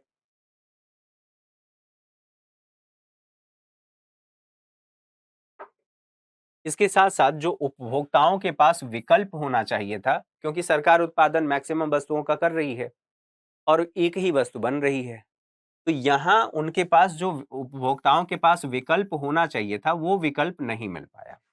और यहाँ आबद्ध बाजार हो गया, अर्थात हमारा बाजार एक तरह से क्लोज हो गया, बंद हो गया। ये प्रगतिशील नहीं रहा। साथ ही साथ फर्म जो हैं, वो जनता का मूल्यांकन के लिए, फर्मों का जनता द्वारा मूल्यांकन की आवश्यकता पड़ी और यह महसूस किया गया कि इसकी समय के साथ हमें इनका मूल्यांकन किया जाना चाहिए और मूल्यांकन करके फिर हमें आगे बढ़ना चाहिए। अब इन बातों को समझने के बाद अब बात आती है कि यहाँ हम किस निष्कर्ष पर पहुँचते हैं। तो सारी जो बातें हम लोगों ने ऊपर की देखी, उन सभी बातों को समझते हैं और अगले वाले में जब अगला लेसन होगा तो उसमें कुछ और बातें हम समझेंगे। फिलहाल यहाँ पर निष्कर्ष ये है कि जो व्यवस्था हमने देखी थी उसके सकारात्मक और नकारात्मक परिणाम क्या-क्या थे। तो सकारात्मक परिणाम ये था कि अर्थव्यवस्था की प्रगति हुई, बिल्कुल ठीक बात है। उद्योग जो लगाए गए थे उनमें विविधता देखने को मिली, लाइसेंस के साथ ही भले ही स्थापित करने की छूट दी गई थी, लेकिन विविधता देखने को मिली, अलग-अलग प्रकार के उद्योग स्थापित किए गए। साथ ही हम हरित क्रांति अपनाए और हरित क्रांति से हमें खाद्यान्न के क्षेत्र में आत्मनिर्भरता प्राप्त हुई। भूमि सुधार किया गया और इसकी वजह से बिचौलियों का अंत, जमींदारी प्रथा का अंत हो गया। ये हमने देखा सकारात्मक बिंदु। नकारात्मक बिंदुओं की बात करें कि क्या-क्या नकारात्मक प्रभाव हुए अभी तक जो हमने पढ़ा। अत्यधिक नियमन हुआ और उद्यम वृत्ति, अत्यधिक जब नियमन होगा, मान लीजिए आपसे ये कहा जाएगा कि ये काम मत करो। आप पढ़ रहे हैं घर में बैठ करके, पिताजी आएँ और कोई भी कहे कि ये काम मत करो, कुर्सी पर ही बैठ करके पढ़ो, बिस्तर पे मत बैठना, पैर नीचे करके ही बैठ के पढ़ो, टेबल पर केवल तुम्हारी किताब होनी चाहिए, गिलास नहीं होनी चाहिए। अब धीरे-धीरे जो आपके अंदर स्टूडेंट है और जो पढ़ने की उसकी जिज्ञासा है, धीरे-धीरे वो खत्म होने लगेगी। खत्म क्यों होने लगेगी? क्योंकि आपको कम्फर्ट ज़ोन में मतलब आपके कम्फर्ट के हिसाब से कार्य नहीं करने दिया जा रहा है। तो यहाँ अत्यधिक नियमन किया गया किसके द्वारा? सरकार के द्वारा। और सरकार के द्वारा जब निजी क्षेत्र पर अत्यधिक नियमन किया गया तो जो उद्यम लोगों के अंदर था कि मैं ये काम कर सकता हूँ, ये उद्योग लगा सकता हूँ। अब वो व्यक्ति इतने अत्यधिक नियमन, कागज़, लाइसेंस और फलाना-ढीमका जो उसकी उसके कोरम को पूरा करने की आवश्यकता होती थी, वो नहीं कर पाता था। और नहीं कर पाता था तो लोगों में जो उद्यमशीलता थी, वो प्रभावित हो गई। छोड़ो यार, क्या इतना कौन इतने लफड़े में फँसेगा? छोटा-मोटा नौकरी कर लेते हैं, जीवन चलता रहेगा, सुखमय रहेगा। ये समस्या देखने को मिली। आत्मनिर्भरता के नाम पर क्या किया गया कि संरक्षण को बढ़ावा दिया गया और संरक्षण इतना बढ़ा दिया गया कि उससे हमारी जो वस्तुओं और सेवाओं की गुणवत्ता थी, वो गुणवत्ता खराब हो गई। साथ ही साथ निर्यात क्षेत्र की बात करें, तो निर्यात क्षेत्र का विकास करने में सरकार विफल रही।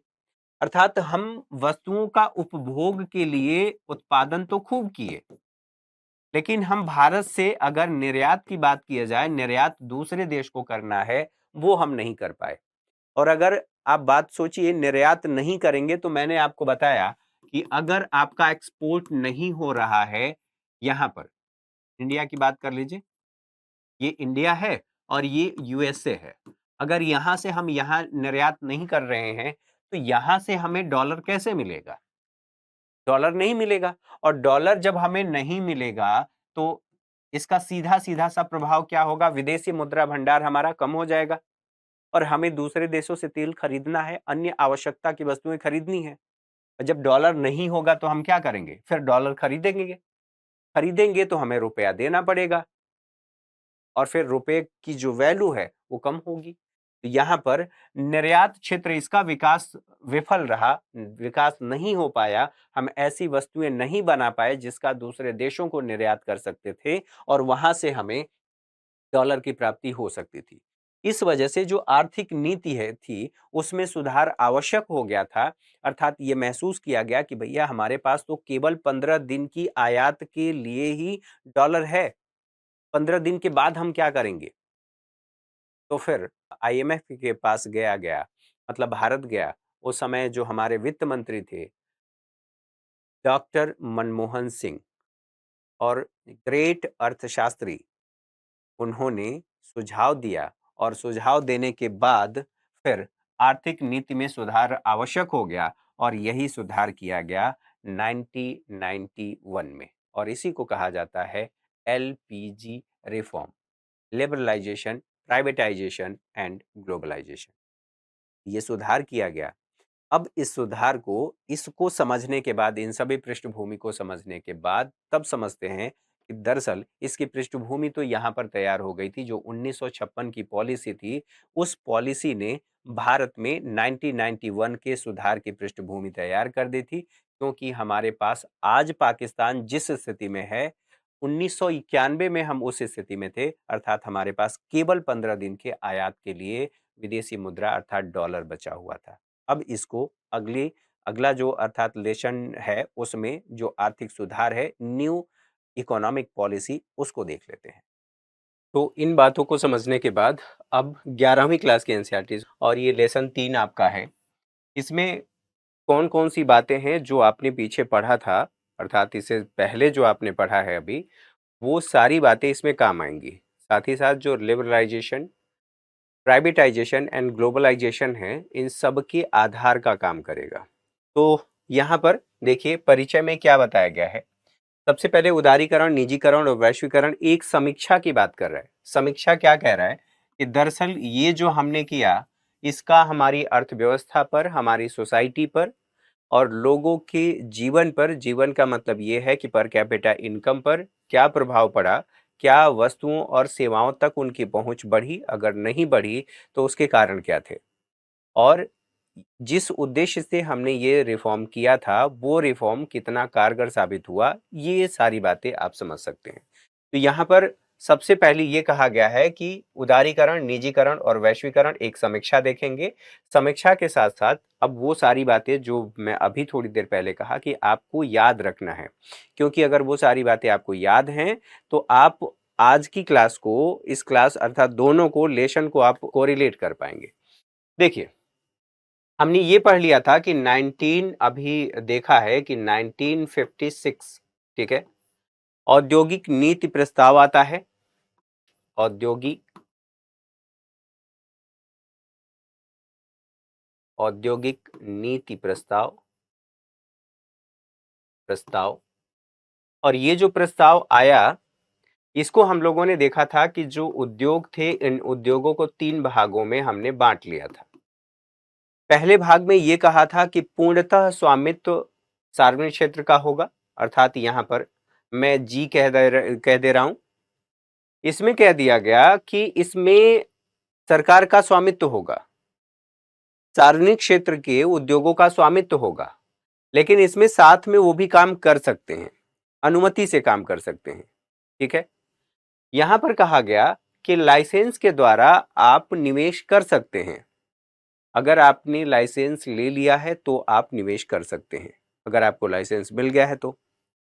ये सारी बातें, और हमने ये भी कहा था कि जो ये नीति आई थी, इस नीति में सामाजिक, जो हमने बात किया था कि समाजवादी अर्थव्यवस्था, उसकी पूरी तरह से झलक देखने को मिलती है। क्योंकि समाजवादी व्यवस्था में हमने बात किया था कि संसाधनों पर किसका स्वामित्व होता है, सरकार का होता है, और सभी का होता है, आप ऐसे कह लीजिए।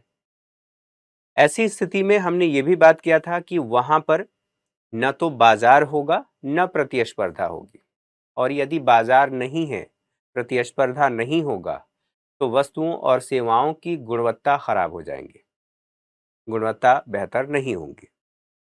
अब इसी के पृष्ठभूमि में उन सभी बातों को ध्यान में रखते हुए अब इसको समझना है। तो परिचय में ये बताया गया है इस लेसन में कि भारतीय अर्थव्यवस्था का ढांचा कैसा था। तो हमने आप लोगों को थोड़ी देर पहले हम लोगों ने देखा था, हम लोगों ने इस पर बात किया था कि जो हमारी आवश्यकता थी 1947 में, जब देश आजाद हो रहा है, आजाद होने के बाद जो हमारी सामाजिक आर्थिक परिस्थितियां थी, राजनीतिक परिस्थितियां थी, उन सभी परिस्थितियों को ध्यान में रखते हुए हमने देश में एक ऐसे अर्थव्यवस्था का ढांचा अपनाया जिसमें दोनों की विशेषता शामिल थी, अर्थात यहाँ पर पूंजीवादी पूंजीवादी और समाजवादी,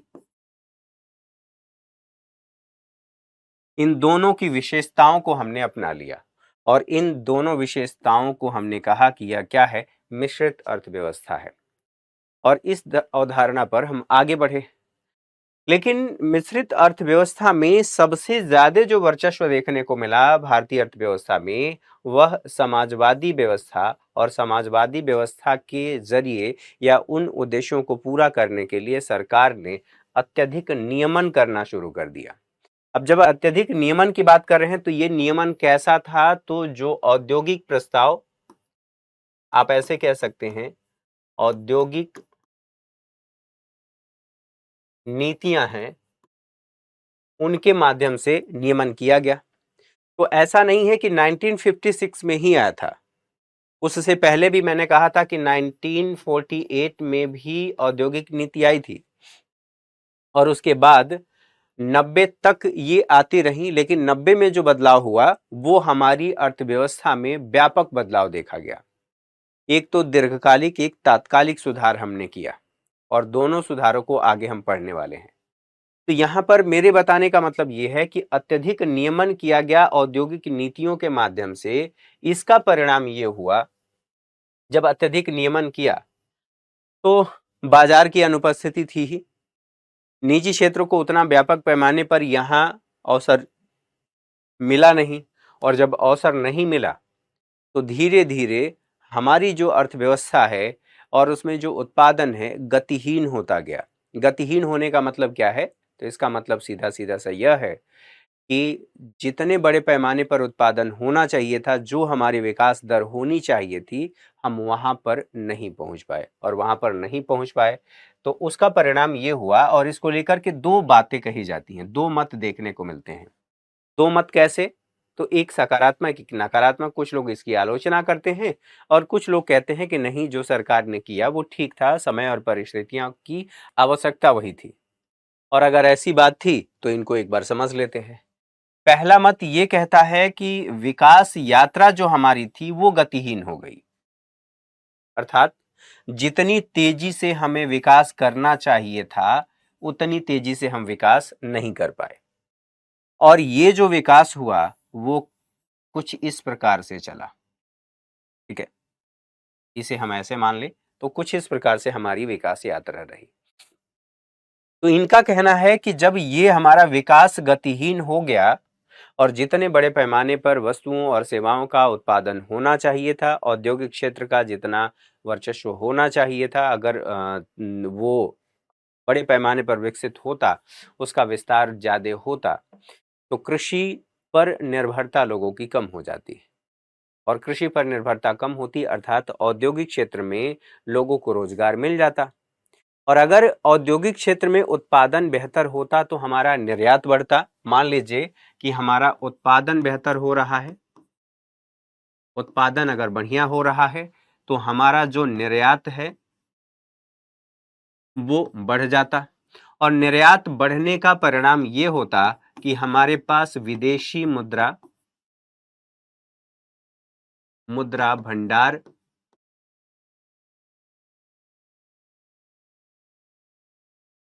भंडार अधिक होता।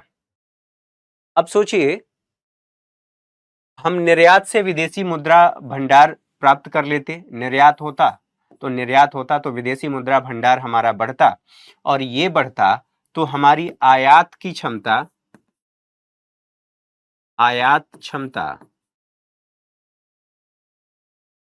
बढ़ जाती। लेकिन ऐसा हुआ नहीं। अब क्यों नहीं हुआ? अब हमारा प्रोडक्शन बेहतर नहीं हुआ, और प्रोडक्शन बेहतर नहीं हुआ तो हम किस पर निर्भर थे? आयात पर। आयात हमारा ज्यादा हो रहा था। आयात ज्यादा होने का मतलब यह भी है कि जो घरेलू उद्योग हैं उनको भी हतोत्साहित तो कहीं ना कहीं कर रहा है। साथ ही साथ हम यह भी देख रहे हैं कि आयात होने का मतलब यह है कि हमारा जो विदेशी मुद्रा भंडार है, विदेशी मुद्रा भंडार, ये लगातार कम होता जा रहा है।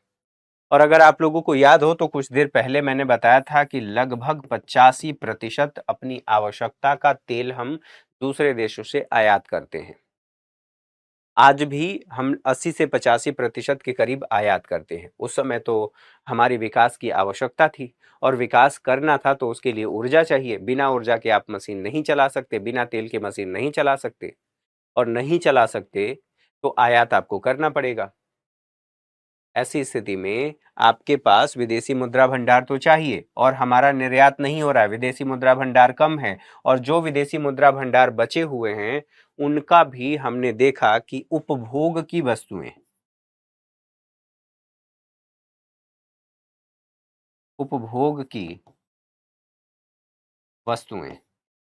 इनको मंगाने पर हमने खर्च करना शुरू कर दिया। अच्छा, अब इसको यहां पर देख लेते हैं, ये सारी बातें जो हमने समझा, अब इसको यहां पर समझते हैं। इसके दो परिणाम हुए, विकास यात्रा हमारी गतिहीन हो गई, और गतिहीन होने का मतलब यह है कि विदेशी ऋण संकट हमारे सामने था। विदेशी ऋण संकट का मतलब यह है,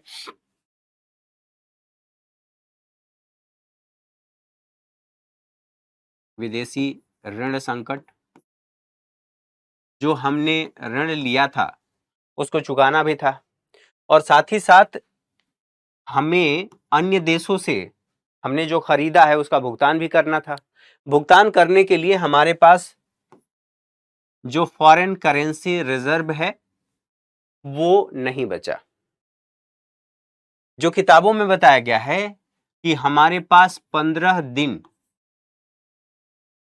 15 डेज से भी कम समय के आयात के लिए विदेशी मुद्रा भंडार रह गया था। तो वही ये बातें यहां पर बताई गई हैं कि देखिए, हमारे पास विदेशी ऋण संकट की समस्या हुई, और विदेशी ऋण संकट के साथ साथ ये दूसरा मत ये कहता है कि समृद्धि बढ़ी, और समृद्धि बढ़ने के साथ साथ हमारे देश में जो विविधतापूर्ण अर्थात अलग अलग क्षेत्रों में अलग अलग उद्योगों की स्थापना हुई। और यदि अलग अलग उद्योगों की स्थापना हुई है तो आप ये कह सकते हैं औद्योगिक आधार में वृद्धि हुआ। औद्योगिक आधार का मतलब क्या है कि अभी जो हमारा औद्योगिक क्षेत्र है,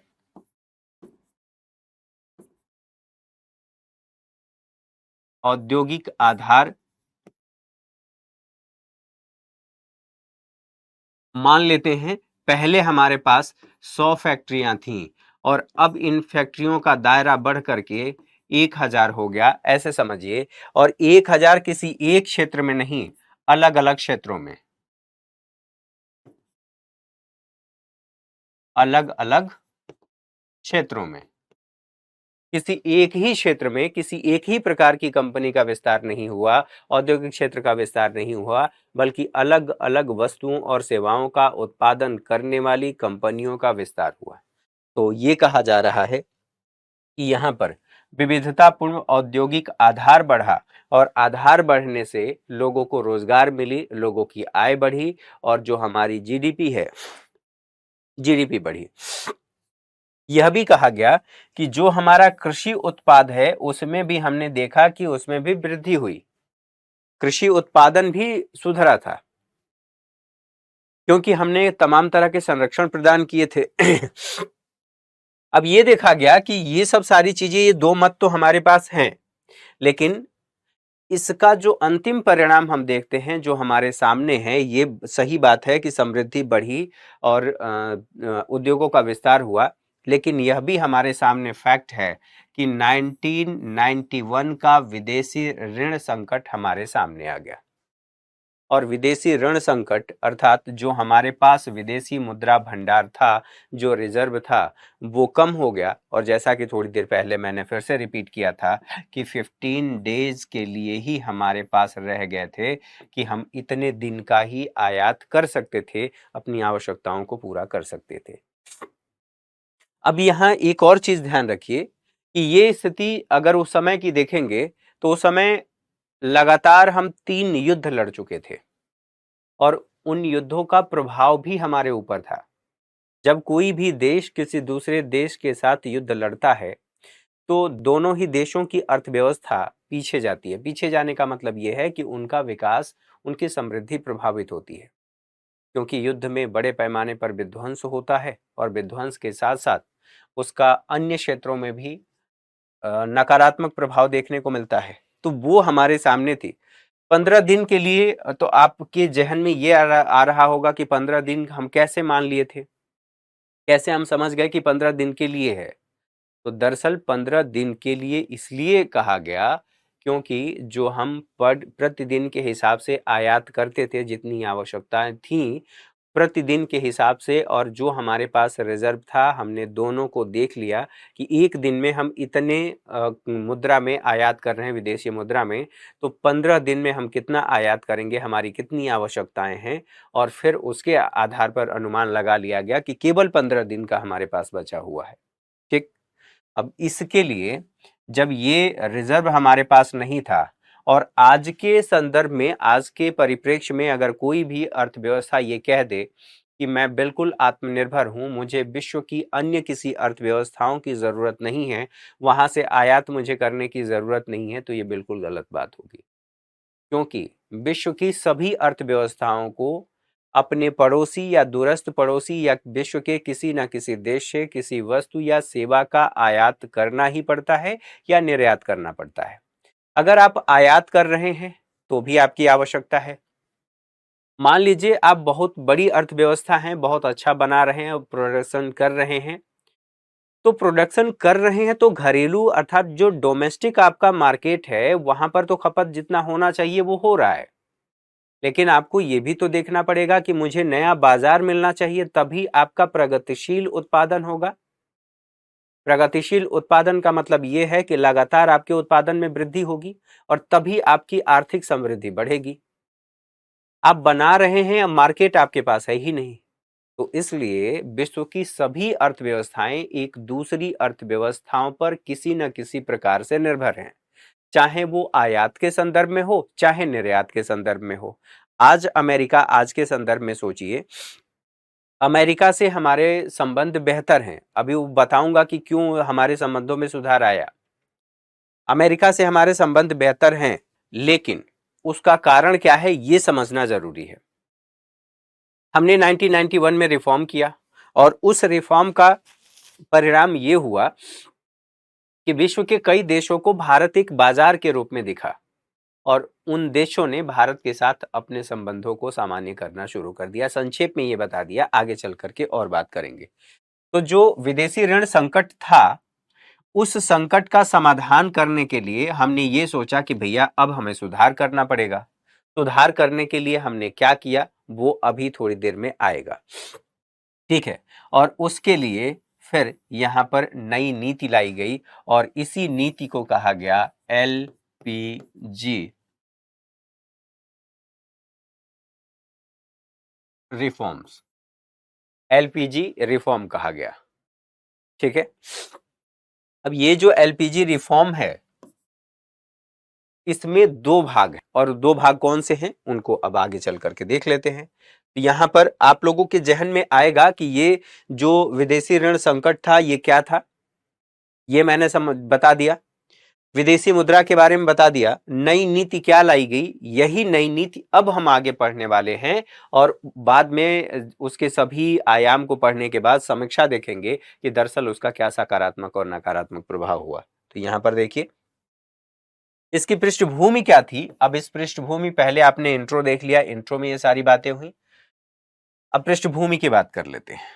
पृष्ठभूमि क्या थी, हमारे सामने वित्तीय संकट था। वित्तीय संकट अर्थात हमारे पास अपनी आवश्यकता की वस्तुओं को आयात करने के लिए विदेशी मुद्रा नहीं थी। जब मैं विदेशी मुद्रा का जिक्र कर रहा हूं तो बार बार उसका मतलब डॉलर से है, ठीक है। 1980 का जो अकुशल प्रबंधन था, अर्थात जो हम कर सकते थे इसका मतलब यह है कि पीएसयू, पब्लिक सेक्टर यूनिट, सार्वजनिक क्षेत्र की जो कंपनियां थी, उन कंपनियों को जो उत्पादन करना था और जितना प्रॉफिटेबल होना चाहिए था वो नहीं हो पाई। उसका कारण क्या था, उसका कारण लाल फीता सा ही था कि लोगों को, आज भी आप सोचिए, एक कॉमन मेंटेलिटी सोचिए, कोई व्यक्ति सरकारी नौकरी क्यों करना चाहता है। पहली बात कि उसकी नौकरी पक्की है, दूसरी बात उसमें पेमेंट भी ठीक ठाक है, और तीसरी बात रिस्पेक्ट मिलती है, और चौथी बात उसे सामाजिक सुरक्षा मिलती है। तो जो सबसे बड़ा कारण इसमें और देखने को मिलता है वो ये है कि काम भी कम करना पड़ता है। जैसे प्राइमरी का मास्टर बन जाओ, प्राइमरी स्कूल में बच्चे आ नहीं रहे हैं, और बच्चे आ नहीं रहे हैं तो आप पैर फैला करके एक कुर्सी पे बैठे हैं, दूसरे कुर्सी पर पैर रखा है आपने। यह स्थिति होती है। और जब ये स्थिति हो रही है तो आप सोचिए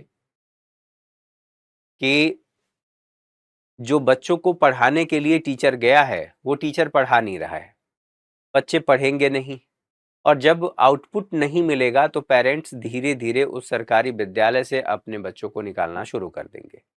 तो कम से कम एक जो नॉमिनल फी वहां पर होता है वो नॉमिनल फी तो निकल पाता, लेकिन वो भी नहीं निकल रहा है। और मास्टर साहब को चूंकि सरकार ने नियोजित कर लिया है, नौकरी दे दी है, तो मास्टर साहब को सरकार निकाल नहीं सकती। अब उनके पास क्या है कि वो आराम से पैर फैला करके सो रहे हैं, बैठ रहे हैं, और पूरे देश की राजनीतिक चर्चा परिचर्चा वहीं पर हो रही है। अब एक स्कूल के माध्यम से मैंने बताया। अब सोचिए कि कोई उत्पादन इकाई है, उसमें जो प्रोडक्शन होना चाहिए था वो प्रोडक्शन नहीं हो रहा है। बन गया सो बन गया और बाजार में चला गया, वही लोगों के पास विकल्प नहीं है, तो वही मन मार के जो इसको कहते हैं वो खरीदते हैं और वही इस्तेमाल करते हैं। लोगों का मन एकदम, कहा जाता है कि बहुत एक अलग तरह की भाषा है जिससे मन कंटाल गया है। कंटाल जाने का मतलब एकदम त्रस्त हो गया है, फिर भी कोई विकल्प नहीं है, इसलिए उसी का इस्तेमाल करना है। और ये स्थिति देखने को मिली। कारण ये था कि अकुशल प्रबंधन था। अकुशल प्रबंधन अर्थात प्रबंधन बेहतर नहीं था, तो इसका मतलब ये है कि उत्पादन जो है आपका वो बेहतर नहीं होगा। उत्पादन बेहतर नहीं होने के साथ साथ यहां पर गुणवत्ता भी खराब होगी, गुणवत्ता कम होगी। और मांग की बात हम ये कर रहे हैं कि मांग तो जब अर्थव्यवस्था में विकल्प नहीं है तो होगी ही। अब जो इनका परिचालन लागत था, लागत इतना भी नहीं निकल रहा था। जैसे इस फैक्ट्री को चलाने के लिए हमें क्या चाहिए, मान लेते हैं थोड़ी देर के लिए 1,000 रुपया चाहिए, लेकिन यहां पर यह देखने को मिल रहा है कि 1,000 रुपये आपको चाहिए सबको वेतन देने के लिए, सबको चलाने के लिए, मटेरियल इत्यादि इत्यादि। लेकिन ये कंपनी 1,000 रुपये का भी प्रॉफिट नहीं दे पा रही है। कहने का मतलब यह है कि कई बार आप देखेंगे कि 1,000 में से 800 रुपये का काम कर पाए हैं, मतलब जो इन्हें लाभ होना चाहिए इतना ही हुआ है, इसमें से 200 कम है। तो अब सरकार क्या करेगी? क्योंकि मजबूरी थी, क्योंकि हम मिश्रित स्वरूप को अपनाए थे जिसमें समाजवादी विशेषताएं थी, तो इसको पूरा करना था। फिर भी सरकार इनको चलाए जा रही थी, इन लोगों को वेतन दे रही थी। अब इस अकुशल प्रबंधन की वजह से, अब चूंकि यहां पर हमारे पास 200 रुपये कम है, तो इस 200 रुपये को पूरा करने के लिए घाटे का वित्तीय प्रबंधन किया गया। और घाटे का वित्तीय प्रबंधन क्या होता है ये आगे चल करके मैं बताऊंगा। अभी सिर्फ इसको यहां पर ऐसे ही समझिए कि घाटे का वित्तीय प्रबंधन किया गया। अलग से कहीं से ऋण लेकर के जो हमारी आवश्यकताएं थी, ऐसे समझिए उसको पूरा कर लिया गया। लेकिन पूरा कर तो लिया गया, उसे फिर चुकाना भी तो है। तो ये समस्या हमारे सामने थी। और जब ये समस्या देखने को मिली, तो इस स्थिति में हम ये समझ लेंगे कि दरअसल इसका कारण क्या था। तो कारण कारण यह था कि जो उस समय प्रतिरक्षा पर खर्च ज्यादा हो रहा था। प्रतिरक्षा पर खर्च की बात करें तो 1962 में, आप इसको ऐसे देखिए, 1962 हम अभी स्वतंत्र हुए थे। 10 साल से थोड़ा ही अधिक हुआ था, 10 साल भी नहीं हुए थे कि भारत और चीन युद्ध हो गया। भारत चीन युद्ध। और इस युद्ध के लिए हम तैयार नहीं थे। तैयार नहीं थे का मतलब, हमारे पास न तो हथियार थे, और हमारी जो सेना थी वो भी इतनी ट्रेंड नहीं थी। और न हथियार है, न सेना हमारी ट्रेंड है, और न हमारे पास आर्थिक संसाधन है। और ऐसी स्थिति में आप युद्ध लड़ेंगे तो नुकसान तो होगा ही। और परिणाम ये हुआ था कि 1962 का जो भारत चीन युद्ध है वो हम हार गए थे। हारने के साथ साथ एक त्रासदी के रूप में भारत में देखा गया। साथ ही अभी ये खत्म हुआ, उसके बाद 1965 में भारत पाक युद्ध हो गया। भारत अभी एक युद्ध से हम निपट ही नहीं पाए थे, उससे अभी उबर ही रहे थे कि एक युद्ध हो गया। अब इस युद्ध के बाद फिर 1971 में देखेंगे, फिर से भारत पाक युद्ध हो गया। और अगर आप लोगों को याद हो तो पॉलिटी पढ़ते समय हम लोगों ने बात किया था ये जो 1971 का युद्ध हुआ तो दो पाकिस्तान थे। भारत के एक हिस्से में पाकिस्तान है यहाँ पर, और यहाँ पर हुआ करता था जिसे पूर्वी पाकिस्तान कहा जाता था। पूर्वी पाकिस्तान इसको कहा जाता था। भारत के सहयोग से यहाँ पर, जिसे आज हम बांग्लादेश कहते हैं, ये बांग्लादेश पहले पूर्वी पाकिस्तान हुआ करता था। मुक्ति आंदोलन शुरू हुआ और उसके बाद भारत के सहयोग से ये स्वतंत्र हुआ, एक स्वतंत्र देश बांग्लादेश बना। इस युद्ध में, हालांकि दोनों ही युद्धों में, इन दोनों में पाकिस्तान की पराजय हुई थी, फिर भी भारत का मॉनेटरी लॉस तो हुआ, और लॉस हुआ तो इसका मतलब यह है कि अर्थव्यवस्था पर उसका प्रभाव होगा ही।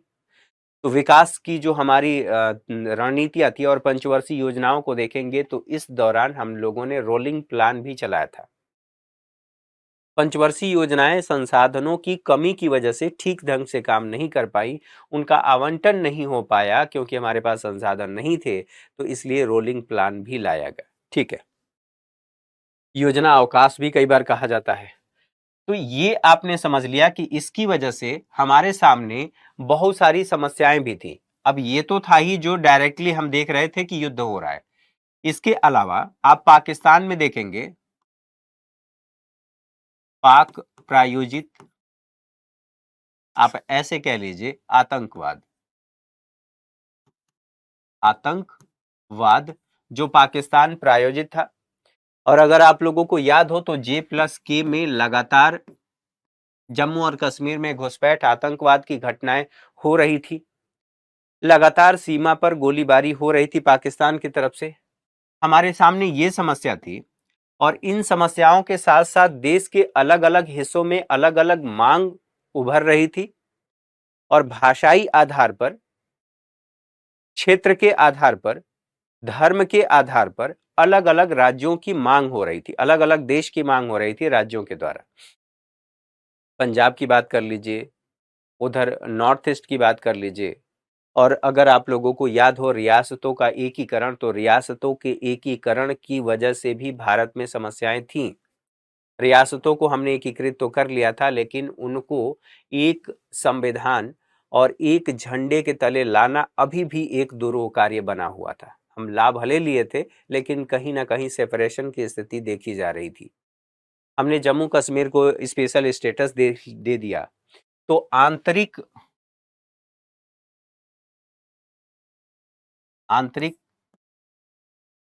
समस्याएं, ठीक है, दंगा फसाद इत्यादि, ये सब सारी चीजें, नक्सलवाद, इन सबको ध्यान में रखते हुए सरकार का प्रतिरक्षा पर खर्च ज्यादा हो रहा था। एक तो प्रतिरक्षा पर खर्च हो रहा है, प्रतिरक्षा के साथ साथ यहां पर हमें यह भी देखने को मिल रहा था कि जो सामाजिक क्षेत्र है, इस पर भी हमारा खर्च ज्यादा हो रहा था। सामाजिक क्षेत्र, हमने किस व्यवस्था को अपनाया था? तो हमने अपनाया था मिश्रित अर्थव्यवस्था को। मिश्रित अर्थव्यवस्था,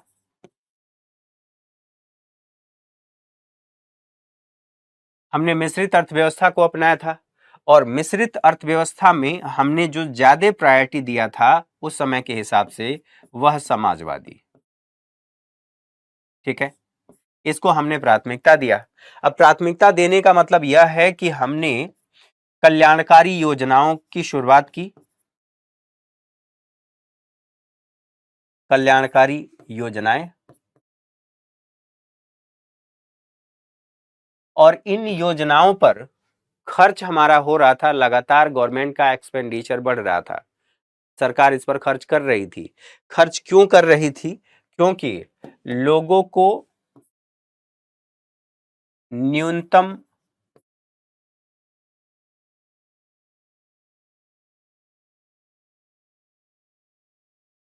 आवश्यकताओं की पूर्ति, आवश्यकताओं की पूर्ति करनी थी। इस पर सरकार का बड़े पैमाने पर धनराशि खर्च हो रहा था। अब खर्च हो रहा था तो इस धनराशि को इकट्ठा करने के लिए सरकार ने क्या किया? कर की दर अधिक कर दिया। अर्थात सरकार लोगों से कर ज्यादा ले रही थी। किससे? जो लोग उस आय वर्ग में शामिल थे। तो आय वर्ग क्या था? तो उच्च आय वर्ग, आय वर्ग, इनसे टैक्स ज्यादा ले रही थी। तो टैक्स ज्यादा ले रही थी तो ये अपना कर बचाने के लिए आय भी कम दिखाएंगे, और कम दिखाएंगे तो यानी कि कर की चोरी यहां पर होगी। सरकार को यहां से प्राप्ति कम हो रही है, यहां पर खर्च ज्यादा हो रहा है। और एक हमने ये देख लिया कि प्रतिरक्षा पर भी खर्च हो रहा है। इस पर सरकार का खर्च ज्यादा हो रहा था, और ज्यादा होने का मतलब ये है कि हमारे सामने कई तरह की समस्याएं फिर यहां देखने को मिल रही हैं। अब इसके लिए इन सभी बातों को समझने के बाद हमने एक और गलती कर दी। गलती क्या की? कि जो आवश्यक वस्तु थी उनकी कीमतें इसलिए बढ़ गई क्योंकि महंगाई बढ़ गई थी। और महंगाई बढ़ने के साथ साथ हमने ये देखा कि हमारे पास जो विदेशी मुद्रा भंडार है, यहां पर भंडार, उसका प्रयोग करके हमने उपभोग की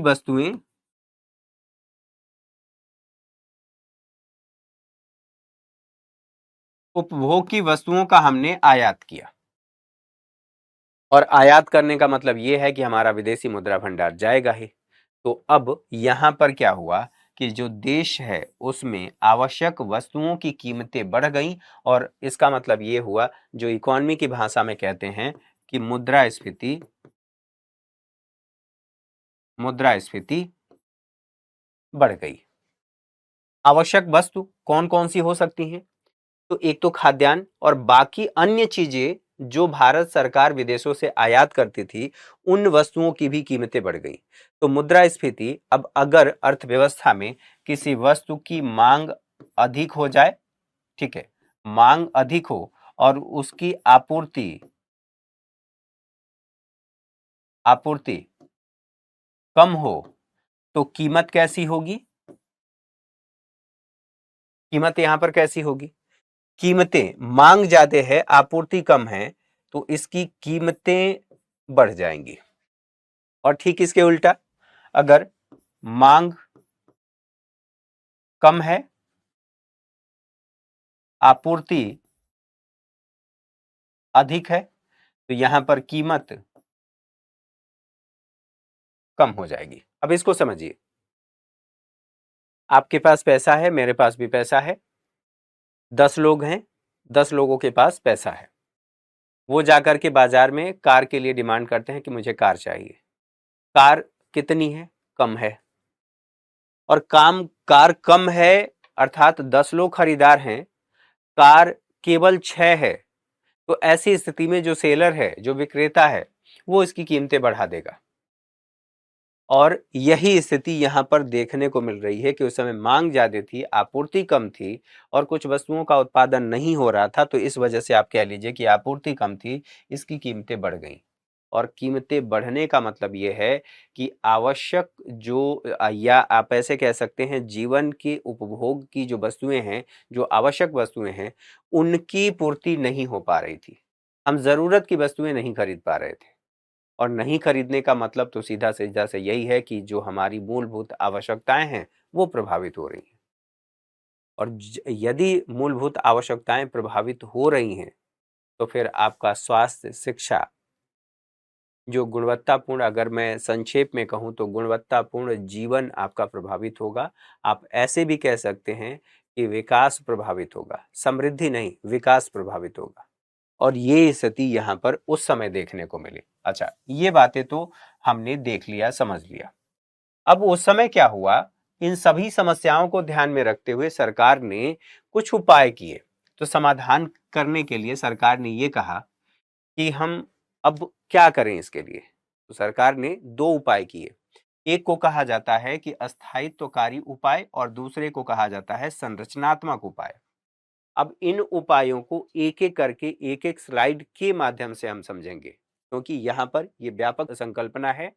ऐसे हम नहीं समझ सकते कि इसमें क्या कर दिया गया, क्या नहीं किया गया। ठीक है, तो आज के सेशन में इतना ही। अगली क्लास में, अर्थात जो अगली क्लास इसके आगे की होगी, उसमें इसको पूरा डिटेल से हम पढ़ेंगे कि कौन-कौन से सुधार अस्थायित्वकारी में शामिल थे और कौन-कौन से सुधार संरचनात्मक में शामिल थे। संरचना अर्थात अर्थव्यवस्था की संरचना ही बदल दी गई और कुछ सुधार ऐसे किए गए जिससे हम लंबी अवधि में या लंबे समय तक उसका लाभ ले सकते थे और उसका प्रभाव आज भी हमारी अर्थव्यवस्था पर देखने को मिलता है। तो करंट से कोरिलेट करके देखेंगे। आज के सेशन में इतना ही, अगली क्लास में मुलाकात होगी। नमस्कार।